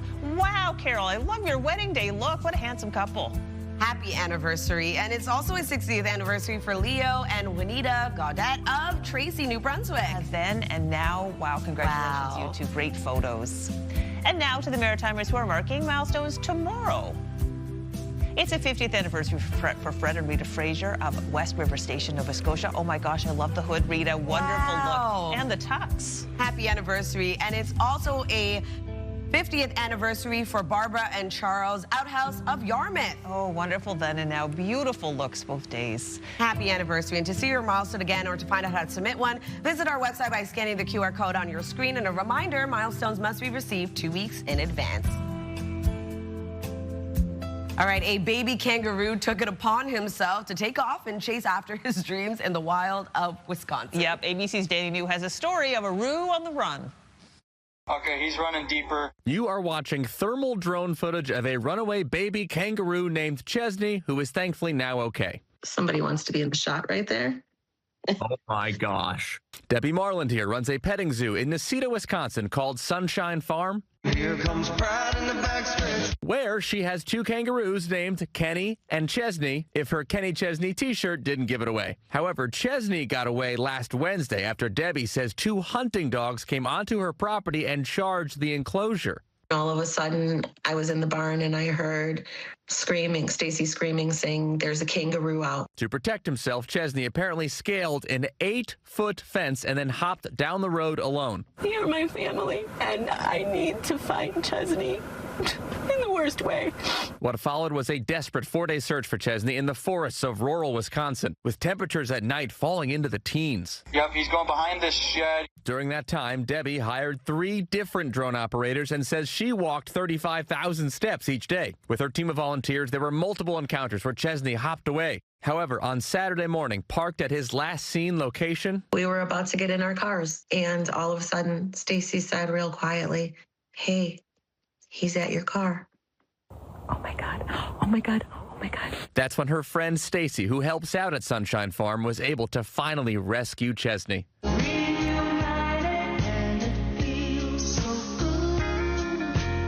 Now, Kenny and Chesney are reunited again, able to enjoy many snacks together in their diapers. However, that might not be the most emotional reunion of the weekend. Chesney, I love you.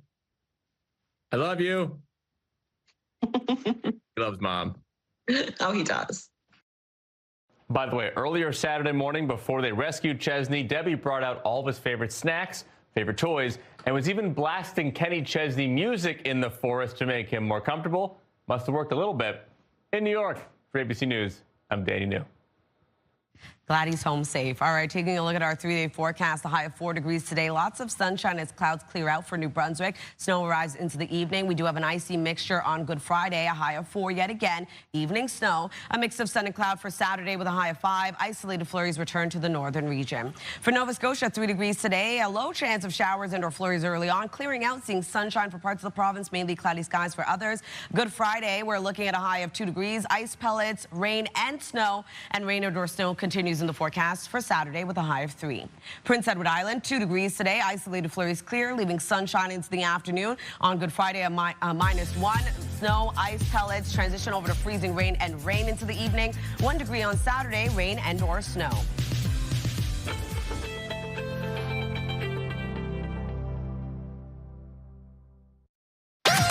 The #1 morning show in Halifax. Turk, Megan, and Amateur Alex. And home to the biggest artists. Halifax's #1 hit music station. 101.3 Virgin Radio.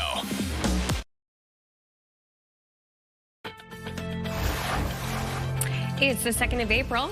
Today on Your Morning Atlantic, digging deeper in your wallet. Rate hike approved, and New Brunswickers will be paying more for power this year. Details just ahead in your news headlines. And it's World Autism Awareness Day. We'll speak with the CEO of Autism Nova Scotia about why the day is so important when it comes to acceptance. That's a little later this morning.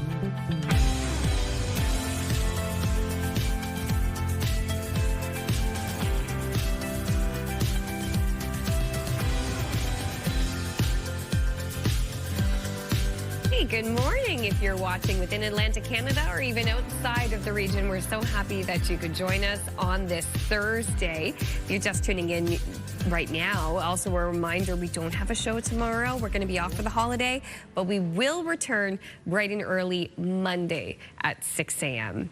Great reminder. It's a good reminder, and my tummy is reminding me that it wants to try what Suzette is cooking for brunch. We will do that this hour for sure. I wanted to. I know we're getting the weather. It's kind of cold, which is great because I can wear this Easter sweater my daughter Which gave is me as a adorable. gift. I So love yay. Adorable. It's a little lamb on it. It's a little lamb with a little bow. bow. Yeah, no, it's so fun to wear it for Easter. But yeah, it is cold. Oh yeah, Move Morning Chat reminder too. We want to know what is the best Easter candy. What's your favorite sweet? We'll share your text messages a little later. All right, you're asking about the weather. Yes, we are. It's going to be nice but cold today. Nice in terms of the sunshine we're seeing across the region as clouds will continue to clear out this morning. Here's a live look at Barrington. As of right now, it is -2 degrees in your area, so we are seeing a colder start to the day, especially for parts of Atlantic Canada. Temperatures will warm up, but still remaining seasonal or below seasonal for your daytime highs. -3 degrees starting off your day in Halifax, -4 in both Sydney and Charlottetown, -3 in Fredericton, -7 into St. John's, Newfoundland. Here's a look at that wind chill factoring in early on. We do have that risk of frostbite over in Labrador. A special weather statement currently issued for another warm front that's going to be moving in. It's going to be bringing snow, ice pellets, and freezing rain our way. Also seeing a special weather statement in effect for parts of Newfoundland due to snow. And we do have a snowfall warning for northern New Brunswick. Here's a look at our satellite and radar. A few flurries early on this morning, but we'll clear out. Sunshine for much of Atlantic Canada throughout the day today. Pretty light wind as well for the Maritime region. 26 kilometers per hour right now in Canso, 22 in Chituro, as well as Greenwood. And we are seeing no wind gusts at this time. We'll take a look at your long-range forecast just ahead, but first a look at your local news with Amanda.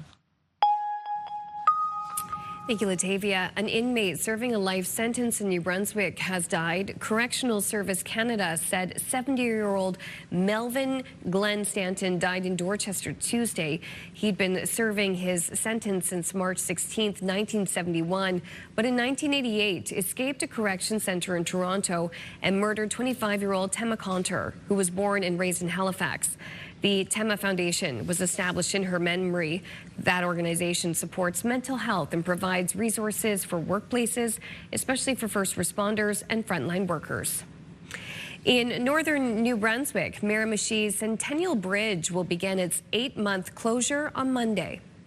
There will be, no question, a significant adjustment and addition of time to get from the Chatham area of town to the Douglastown area or vice versa. And so, you know, folks are encouraged to make adjustments.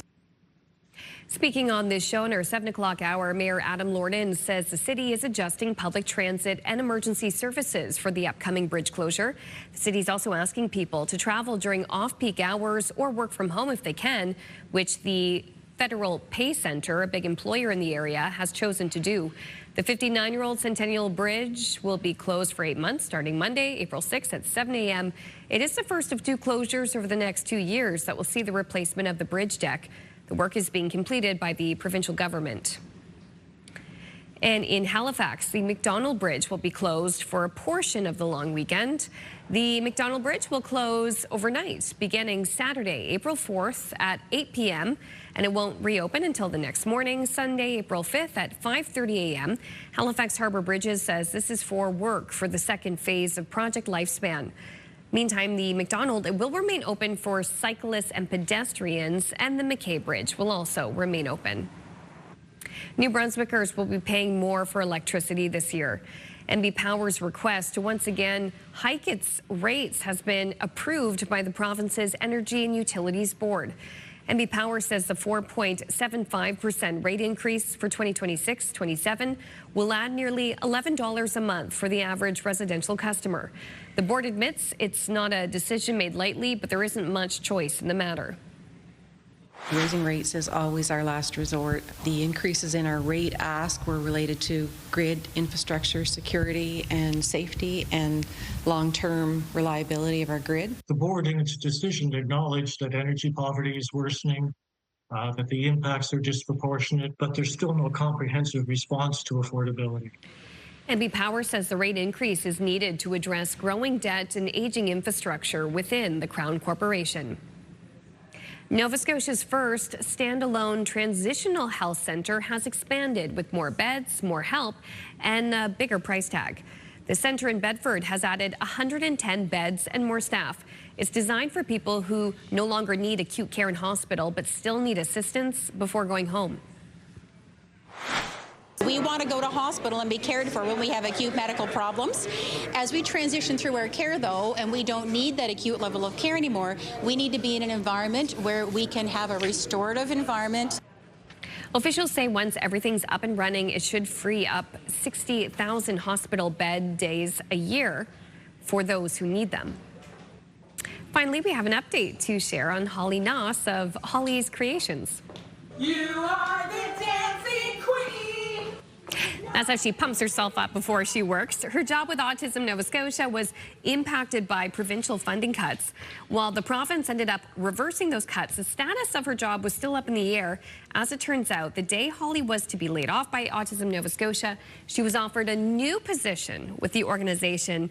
Her father, Paul, wants to thank everyone for the support shown to Holly during this time, and big congratulations to Holly on the new Incredible. That's great as update. well.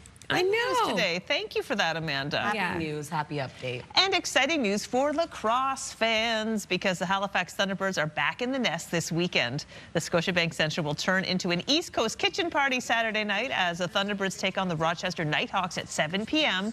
Fans can expect a true East Coast flair to the evening with themed decor and music. Tickets are still available, and believe it or not, this is the second last home game of the regular season for the T-Birds. Now, if you can't catch the game in person, you can watch all the action live right here on CTV2. Always a fun time. If you do get to go in person, they commit to the theme, people. You'll have fun. And you'll see Suzette on the Jumbotron, too. Yes. For CTV as well, which you'll always love seeing. Okay, still ahead, we'll chat with the CEO of Autism Nova Scotia about World Autism Awareness Day. But first, it is a look at the Thursday forecast with Latavia. Ahead of our look at national news, here's a live look at calm waters in Yarmouth this morning, and a thank you to all the fishers in the region for our seafood. The forecast is next.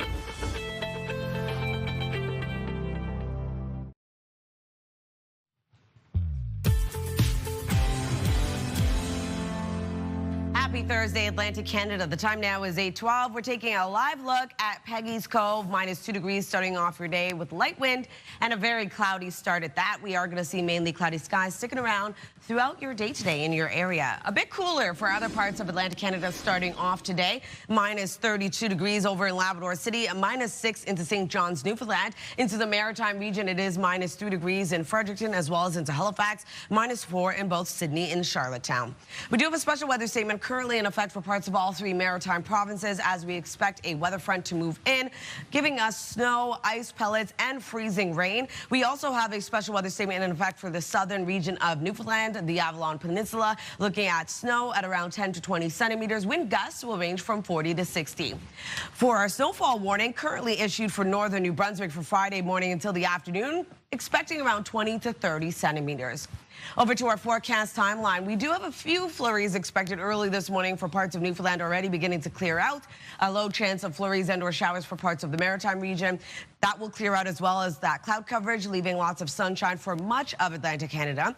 Temperatures are going to remain rather cool today, either seasonal or below seasonal for our daytime highs. And then into tonight, we do have snow starting off, arriving into parts of New Brunswick, and we will see the system continue to spread across all three maritime provinces, bringing a bit of an icy mixture back around.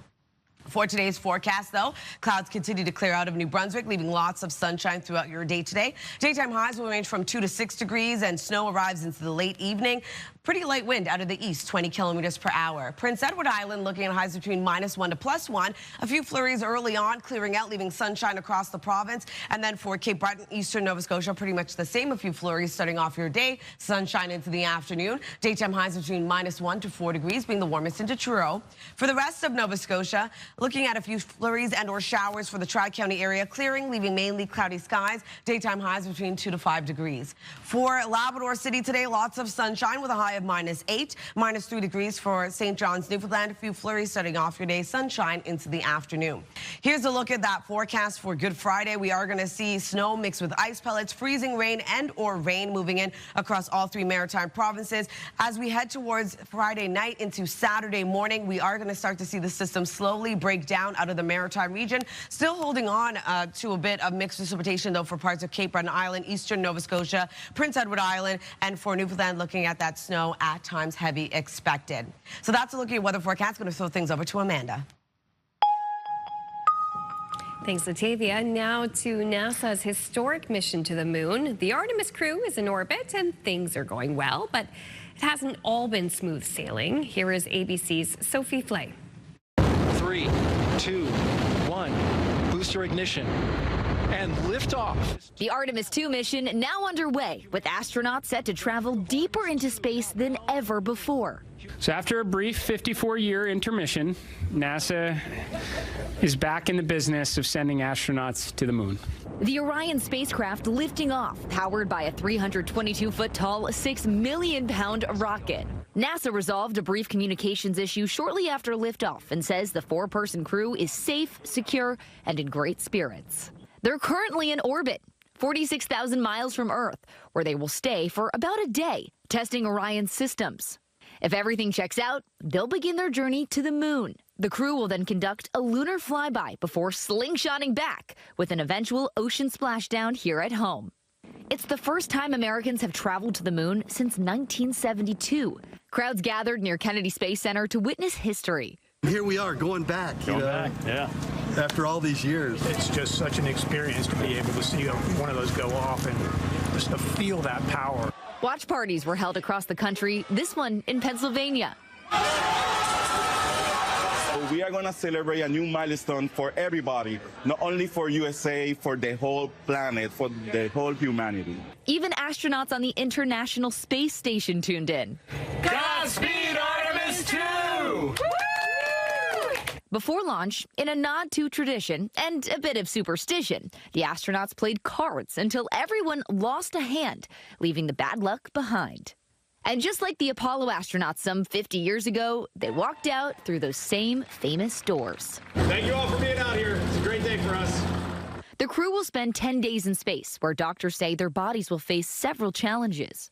Our bodies undergo a lot of adaptation as soon as we're exposed to microgravity or weightlessness. So our astronauts are almost seasick for the first couple of days of spaceflight. They're nauseous, they don't want to eat. Artemis 2 won't land on the moon, but the goal of the mission is to pave the way for future landings and the eventual exploration of Mars. Sophie Flay, ABC News, New York. Oh gosh, all this great news is making me hungry. Suzette, time for the taste test. Thanks to our partners at Chris Brothers. Easter brunch is that easy. We whipped it together in 2 seconds.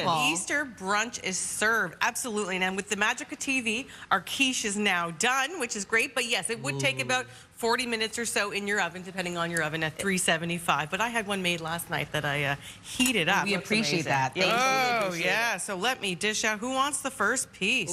Take it, Latavia. There you go. There you go. Yum. And you can also make a sandwich with our DIY sandwich bar. We have roast beef, Black Forest ham laid out there. Crystal, help you. I'll give you plate you this. Piece, but I just wanted to kind of get this board is so gorgeous. Yeah, that quiche. Look at how fun that is. Oh my goodness, I've never had quiche before. It's very impressive. Colorful. So good. Berries. Isn't that colorful? Oh yeah. Oh wow. Oh, yeah. The different kinds of ham. Here you go, Crystal. Load your plate up. And for a lot of people, Easter isn't Easter without the ham. It's not Easter without the ham. It's not Easter without Chris Brothers. Maritime, you know, Atlantic Canada's Deli Maritime owned. So many products. Yeah. We've got an array of stuff here. I mean, who doesn't want an Easter basket full of delicious, delicious goodies, pepperonis. Yum. I used honey garlic today, but I brought some mild as well today for the crew. Some honey ham. Maple ham is my absolute favorite. Yum. This is really good, Suzette. So it's good. very like. Can I top up your sandwich? Something about the ham, because I've made that ham and potato soup you made. I made it actually this week. The whole flavoring basically is just the Chris Brothers ham. It really it's puts good. the flavor throughout. Oh, can you please hit me with one of those pieces of Swiss? Swiss? Oh yeah, absolutely. Little extra cheese never hurt I'll take anybody. an egg too. Yeah. Top that sandwich off. Suzette, Yum. Thank you. What's the best part is too, there's even different kind of mustards Chris Brothers make. Honey mustard, Dijon mustard, classic yellow. There's everything you need, and you can get all these products wherever you get your groceries in Atlantic, And I will say, you actually can. You absolutely can. And there's products in my fridge right now. I'm very impressionable, Suzette, and since you started doing this Chris Brothers segments, basically I am a Chris sister. There we go. We're all Chris sisters, I guess. Yeah, and I can say we'll put the recipe on our website, but really it's the easiest recipe in the world. Yeah. Whip it up. It was so we did it live on TV. Yeah, in just a few minutes. Oh my gosh, this is so happy great. Easter to both of you. Yeah, happy Easter to you. Yeah, happy brunching. Happy brunching, wonderful. And look at that basket, it's perfect. Give it to me. Hop on over to my house with that.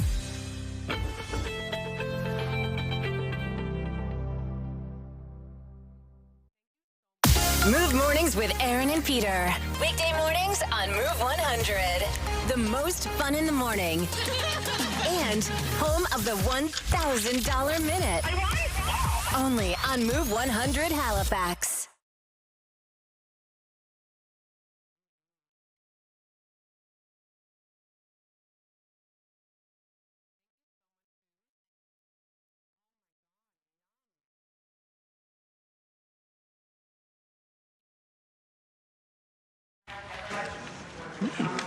I'm gonna take that off. Just gonna put that right back there. Just let me check yours. It's just bending in. No worries. I'm gonna bring it down. Because if it hits the material, Oh, it'll get It will, yeah. And Chris, when will be in the show? Great. You guys can come up.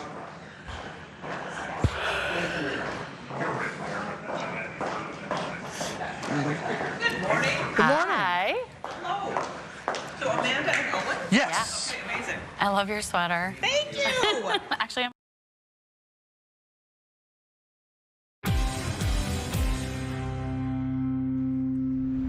Welcome back. It's 8:24, and today is World Autism Acceptance Day, recognized annually to help further knowledge, acceptance, and inclusivity.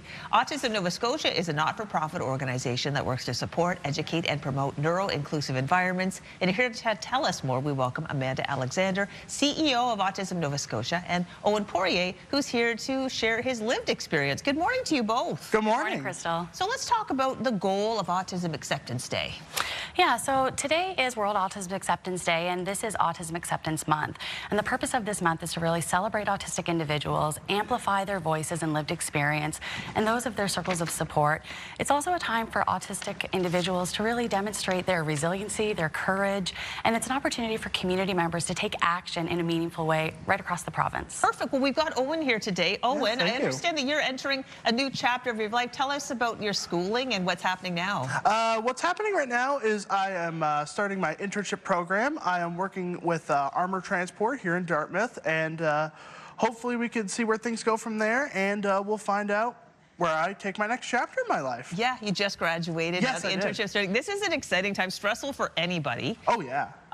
For people out there on this World Autism Acceptance Day, what do you wish people knew about autism? I think the big thing I wish people would know is that autism comes in all shapes and forms, and sometimes it can be invisible, so it's important that we don't follow things such as stereotypes that we may see.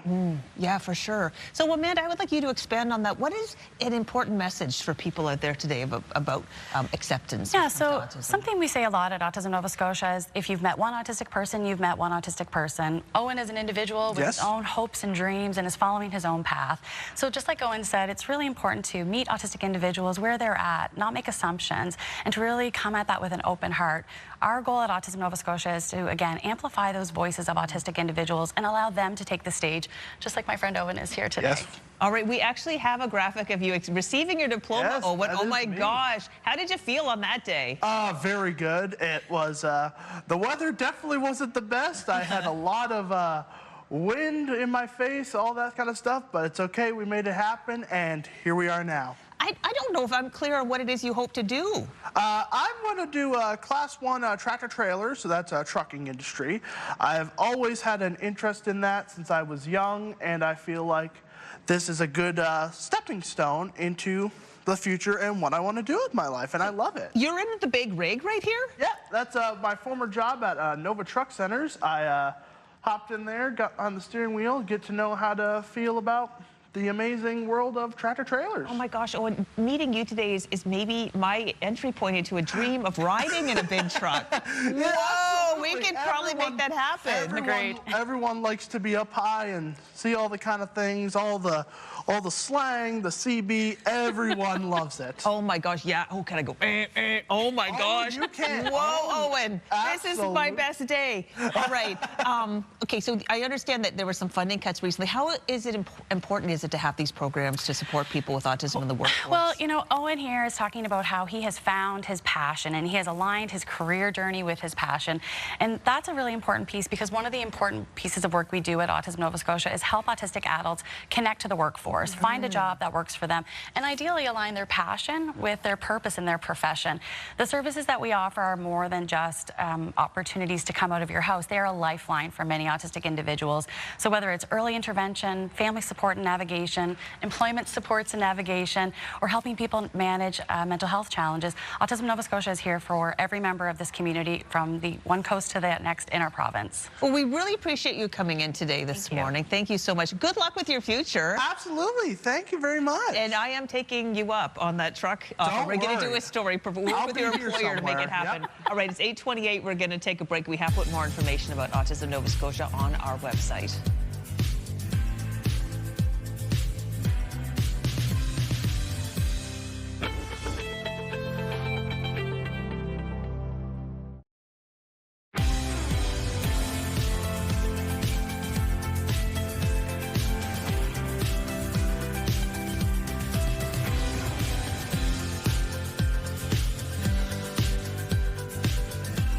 It's me. Good morning. Welcome back. The time now is 8:30. I can't believe it's 8:30. The day's flying by. Holy moly. Ahead of a long weekend. Yeah. You're a little sleepy because we just ate so much of that food that Suzette brought in this morning. I am now a lover of quiche, let me tell you It's great. That recipe could not be easier, and it's so delicious. It was so good. Sue says she has more, so I have to run to the kitchen after. She is, and God loves Suzette. You know what she's doing right now? She's bringing all that food that she had, and she's putting it into her lunchroom to share with her colleagues. So sweet. Well, not yet, Suzette. We haven't had our fill with it. Yeah, like not yet. Not done. We want more. We want more. Yeah. So that's great. Yeah, Latavia shocked me. She said it's the first time she tried quiche. Yeah. So many different types of quiche. Love it. It's been a minute. It's good. It was satisfying. Oh yeah, bring it on. Okay, weather-wise, I think hot food would be the perfect thing to eat on a day like today. It's a little cold this morning. We are going to see temperatures rise, remaining seasonal though. Yes, but as you can see here. Do some Trigo. What? Do some Trigo. Oh, yeah. So like a tree obstacle course there. Yeah. We are going to see some sunshine sticking around in the forecast for much of Atlantic Canada, although a bit of a cloudy start to the day for parts of the region. So cold today. Make sure to bundle up. Temperatures will rise, though. And not too bad for the Maritime region. As of right now, -3 degrees in Fredericton and Halifax, -4 in both Sydney and Charlottetown, -6 degrees into St. John's and Newfoundland. Here's a look at that wind chill. Much colder for Newfoundland and Labrador, with Labrador seeing a risk of frostbite early this morning. A special weather statement currently in effect for parts of all 3 Maritime provinces, Friday until Saturday. And we also have a special weather statement in effect for southern Newfoundland and the Avalon Peninsula, and a snowfall warning in effect for northern New Brunswick. We aren't going to see much active weather in the forecast today, though. A few flurries, if anything, will clear out, leaving sunshine for much of the region, and a pretty light wind expected today as well. As of right now, 24 kilometers per hour in Canso, 20 into Truro, with a few wind gusts to notify you of, getting up to 31 in Grand Manan and Truro. We'll take another look at your forecast just ahead. First, another look at your local news with Amanda. Thank you so much, Latavia. In northern New Brunswick, Miramichi Centennial Bridge will begin its 8-month closure on Monday. There will be, no question, a significant adjustment and addition of time to get from the Chatham area of town to the Douglastown area or vice versa. And so, you know, folks are encouraged to make adjustments. Speaking on this show in our 7 o'clock hour, Mayor Adam Lorden says the city is adjusting public transit and emergency services for the bridge closure. City's also asking people to travel during off-peak hours or work from home if they can, which the Federal Pay Center, a large employer in the area, has chosen to do. The 59-year-old bridge will be fully closed for 8 months starting Monday, April 6th at 7 a.m. It is the first of 2 closures over the next 2 years that will see the replacement of the bridge deck. That work is being completed by the provincial government. And in Halifax, the McDonald Bridge will be closed overnight for a portion of the long weekend. The McDonald Bridge will close 2 vehicles on Saturday, April 4th, beginning at 8 p.m., and it will be closed overnight, reopening Sunday, April 5th at 5:30 a.m. Halifax Harbour Bridges says this is for work for the second phase of Project Lifespan. The McDonald will remain open, however, for cyclists and pedestrians, and the McKay Bridge will remain open throughout the weekend as well. An inmate serving a life sentence in New Brunswick has died. Correctional Service Canada says 70-year-old Melvin Glenn Stanton died in Dorchester Tuesday. He'd been serving his sentence since March 16, 1971, but in 1988 escaped a correction center in Toronto and murdered 25-year-old Tema Conter, who was born and raised in Halifax. The Tema Foundation was established in her memory. The next time you go to the pub for a pint or the liquor store for a case of beer, it will cost you a little bit more. That's thanks to the annual automatic increase of the federal government's beer tax, which increased by 2% yesterday. The alcohol escalator tax was introduced by Ottawa in 2017 and increases automatically every April 1st. For some local producers, the added cost will be passed down to consumers. When you're talking about a $5 can, we're looking at maybe about 5 to 7 cents that it increased on the can. And probably with a keg, you're looking at maybe $1 that it went up. We've seen all the unions that work in the brewing industry actually come together and sign a letter and send it to Mark Carney, publish that letter, and asking for them to stop because they're worried about jobs. A New Brunswick Liquor Corporation spokesperson tells CTV News shoppers will see a slight increase on their shelves that will vary by brand. A local artist and educator says provincial budget cuts in Nova Scotia could cost her job by shutting down an arts program that's been in schools for 3 decades. Theater artist Lily Falk says the cut to the annual $65,000 grant that funds the Perform program will mean the end of it. That money goes towards putting artists in classrooms across Nova Scotia to deliver arts programming and mentorship opportunities, especially in rural areas where they're limited. That represents about 97-98% of our budget this year. It's annual funding that has been guaranteed for the last, almost 30 years. Right now, we don't see without that funding from the government that this program can continue. Falk stood alongside NDP opposition leader Claudia Chender, calling the cuts to arts and culture cruel. She said students are losing access to creative learning opportunities they wouldn't otherwise have. We're wishing a big 50th anniversary, a happy 50th anniversary to Apple. And to mark the milestone, the tech giant's website has been updated with a special animated video. So the video you can find on Apple's homepage, and it features a sketch animation of items like the original Mac and iPhone, to name a few. Apple was founded on April 1st, 1976 by Steve Jobs and Steve Wozniak. The two friends signed a 2-page partnership agreement that created Apple Computer Company. And now, half a century later, it's worth nearly, get this, $4 trillion. Woo! Of course it is. You see those prices these days, those items? Well, zing to Latavia, well said. That is that is good. True. Gosh, think about how much, the iPhone, for example, like how much That's changed technology. We're pushing them out year by year now, too. Yeah. And every one of them is well over $1,000, and they sell millions and millions and millions and billions probably every year. Yeah, I always think it's so funny sometimes with tech where one year it's like, oh, forget last year's model. This is the best. Yeah. Next year, you know what? That was trash. Well, speaking this is good. It's funny you mentioned tech because it leads us into our next little chit-chat. Singles are getting creative in how they approach dating in the UK because a new trend involves gathering people around and giving PowerPoint presentations. What? Yes, many are looking for love in London, combining their greatest passions, that is going to the pub for starters, and then making PowerPoint presentations. So at the meetup, the singles get their friends to step up on stage and they make a 2-minute pitch about themselves. Anyway, there were 150 tickets for this event and it sold out in 5 minutes. So I bring this up because if you're local and you think I need to get some action in my bar or tavern or whatnot, these PowerPoint nights are a big hit. This is how dating should be approached this day and age. Let me know your red flags, your green flags. Yes. Here's about You're like, yellow flags. It's about me. Exactly. And you just do that and the person be like, oh, she sells a drink here. Oh, not my cup of tea, right? Yeah. Oh, I also. Dogs. Yeah, must love dogs.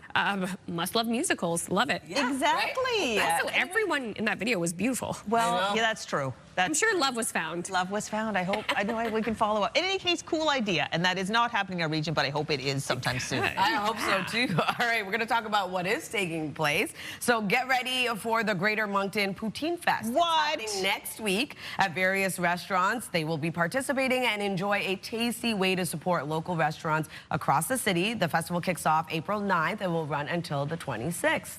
And the Easter Bunny will be hopping into Royalty Crossing this upcoming weekend. On Saturday, April 4th, you can head over from 12 to 2 p.m. and take photos with the Easter Bunny and create wonderful memories with your entire family.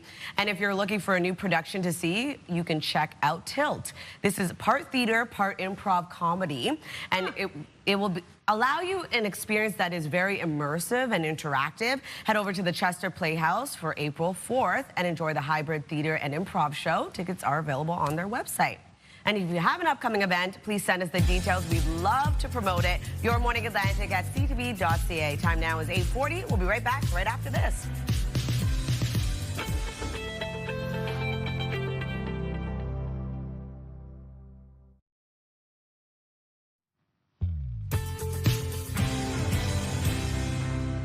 Good morning. The time now is 8:43. We're taking a live look at Grand Bay Westfield, -3 degrees starting off your day. A very cloudy start to the day. We will be seeing clouds start to clear out a little bit later this morning and expecting sunshine for the remainder of the day. It is colder for parts of the region early this morning as we see colder air move back in. -32 degrees right now in Labrador City and -6 into St. John's, Newfoundland. A bit warmer for the Maritimes. -2 degrees in Fredericton with -4 in both Charlottetown and Sydney. -3 degrees in Halifax. A special weather statement currently in effect for parts of all 3 maritime provinces for Friday until Saturday as we expect a system to move in, bringing snow, ice pellets, and freezing rain back around. We also have snow expected for southern Newfoundland and the Avalon Peninsula for Friday until Saturday, expecting around 10 to 20 centimeters of snow, wind gusts between 40 to 60. And a snowfall warning for northern New Brunswick. This is for Friday morning until the afternoon, expecting around 20 to 30 centimeters. Early this morning, we saw a few flurries and/or showers, around a 30% chance of it happening already, beginning to clear out. A bit of a cloudier start to the day for parts of the Maritime region. That will clear out as well. We will be seeing sunshine for much of the region today. Colder daytime highs remaining either below seasonal or seasonal. And into tonight, pretty much the same expected. Another cold night ahead. We have this system moving in. It's going to bring an icy mixture, but starting off with snow into tonight for New Brunswick. And this system will continue to spread across all 3 maritime provinces. For today, we had a few flurries early on, already clearing out. A bit of a cloudy start to the day for New Brunswick. Clouds will clear, leaving sunshine. Snow returns into the evening. Daytime highs will range from 2 to 6 degrees and pretty light wind out of the east, 20 kilometers per hour. For Prince Edward Island, a few flurries starting off the day. Sunshine into the afternoon. Daytime highs will range from -1 to +1. And then for Cape Breton, eastern Nova Scotia, pretty much the same. A few flurries early on. Sunshine into the afternoon. Highs will range from -1 to 4 degrees, being the warmest into Truro. For the rest of Nova Scotia. Into the Tri-County area, we had a few flurries and showers clearing out, leaving mainly cloudy skies. Highs will range from 2 to 5 degrees. Lots of sunshine, though, for Labrador City today with a high of -8. -3 degrees for St. John's, Newfoundland. A few flurries will clear as well, leaving sunshine into the afternoon. All three maritime provinces on Good Friday expecting a bit of an icy mixture. Snow mixed with ice pellets, transitioning over to freezing rain and/or rain. And then this system continues to spread over to Newfoundland, bringing snow. We will start to see the system break down into Saturday's forecast, a bit of a cloudier day ahead, but still holding on to a bit of mixed precipitation into the morning on Saturday before clearing into the afternoon, seeing sunshine return for parts of all three maritime provinces, Crystal. Yay, sunshine returning. That's my takeaway, Latavia. It's 8:46, and we do know from that forecast that spring seems to be taking its sweet time getting here, but we'd like to think we'll just appreciate the warm weather that much more when it comes. There's plenty we can do to get ready for spring around our homes right now, though, and our next guest is here to help us with that. Our partner and outdoor expert, Carson Arthur, has returned. Good morning, Carson. Good morning. I miss you guys, but I don't miss that weather you're dealing with. Absolutely. I'm hoping you come to visit us in person when the weather does get a bit nicer. But in the meantime, I love your greenhouse.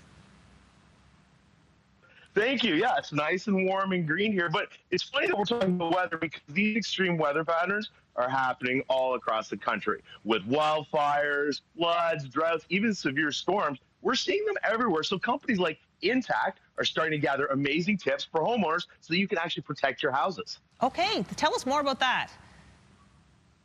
All right, well, one of my favorite tips that I got off the site is this hose extender. Now, this is such an obvious thing. If you don't have one of these, you need one of these. The reason I love them is when you open them all the way up, you can take the water about 6 feet away from the foundation. So times of heavy rain, this is going to remove the water from flooding back into your basement. And then when you don't need it, you close it back up, you put it away, and you can still cut the grass. I didn't realize that they were accordion-like. I just thought it was sort of one and done. This has already been quite eye-opening. Those things are amazing, and they are very easy to attach to the eave as well.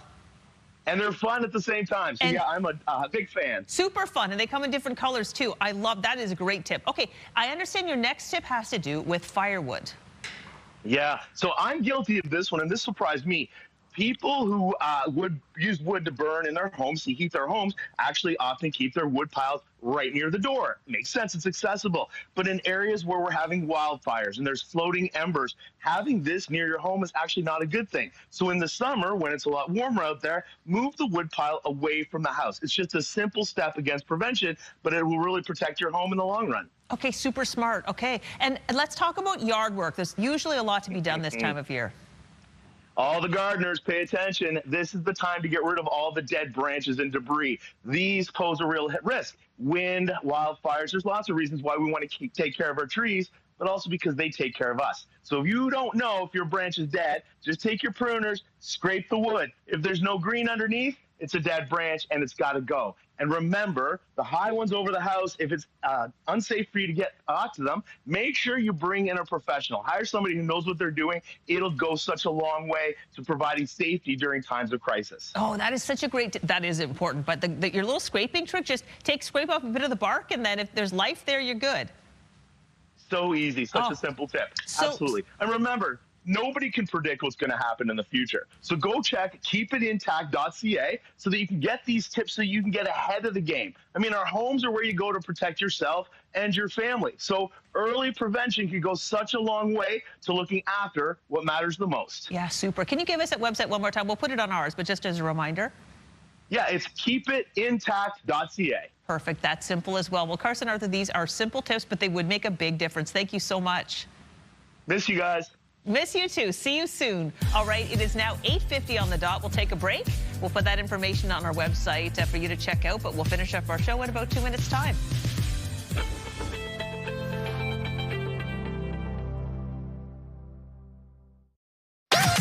The #1 morning show in Halifax. Turk, Megan, and Amateur Alex. And home to the biggest artists.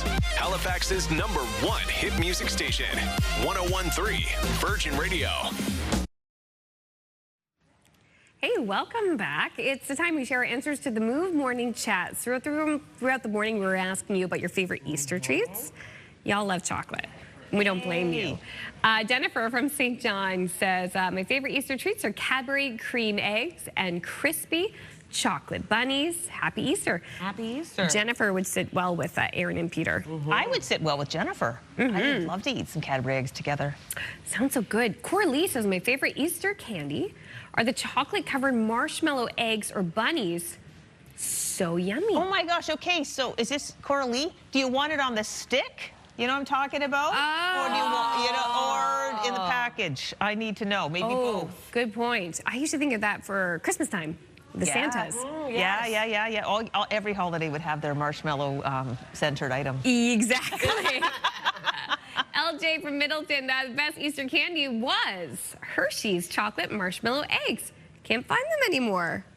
Marshmallow chocolate eggs. That's what we're Never heard hearing. of that. That would be interesting. I'd love to try it. And Nancy from Paradise, as it was a treat at Easter time, I really like to nosh on those multicolored sugar eggs. Still can't figure out what flavor purple ones are supposed to be. I kept the purple ones for last, as they were not my fave. I think she's talking about those bigger, it's like a jelly bean, but harder and larger. Do you know what I'm saying? Okay. All right. What did you say, Vicky? Malted well, the eggs? malted eggs would be, the Malteser eggs would be like a Whopper egg, which is my husband's favorite. That's like chocolate coated with a crunchy center. Oh, okay. You've ever had this for Whoppers? You've had Whoppers before? Yeah. Well, or Maltesers, they do have eggs like that. But I think she's talking about the big, they're like a giant, harder jelly bean. When you said Whopper, I thought of a burger. Okay. All right, let's see what the weather's like this weekend one more time. Okay, so for today, we're looking at a high of 4 degrees, lots of sunshine across New Brunswick, evening snow. An icy mixture starts off the day on Friday with a high of 4 degrees. We have snow into the evening. On Saturday, 5 degrees, lots of sunshine returns. We do have isolated flurries for the northern region of the province. For Nova Scotia, 3 degrees today. A chance of flurries and showers early on. We will be seeing some sunshine, but for the most part, mainly cloudy skies. On Good Friday, 2 degrees, ice pellets mixed with snow, freezing rain expected, and that wintry mix continues into Saturday's forecast with a high of 3 before clearing out, seeing some sunshine into the late afternoon. Prince Edward Island, 2 degrees, isolated flurries clear, leaving sunshine today. On Good Friday, -1, an icy mixture expected, and then on Saturday, looking at rain and or snow with a high of 1. I'm looking forward to just rain. Yes, I know. And really the warm wintry double mix. digits, maybe. Yeah. All right, we got time for a last laugh. It's relatable. Here's what happens when you want to impress your date and take them someplace expensive.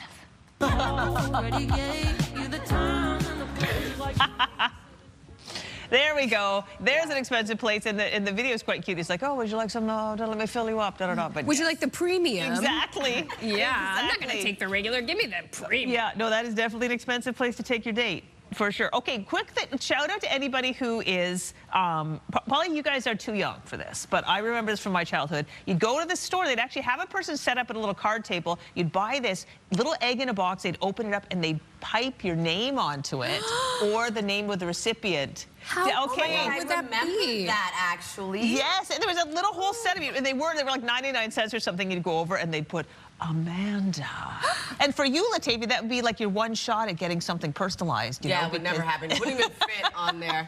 But I do remember big chocolate eggs, and sometimes you could get them initialed. I remember that. Oh, it was a whole thing. But they were way more.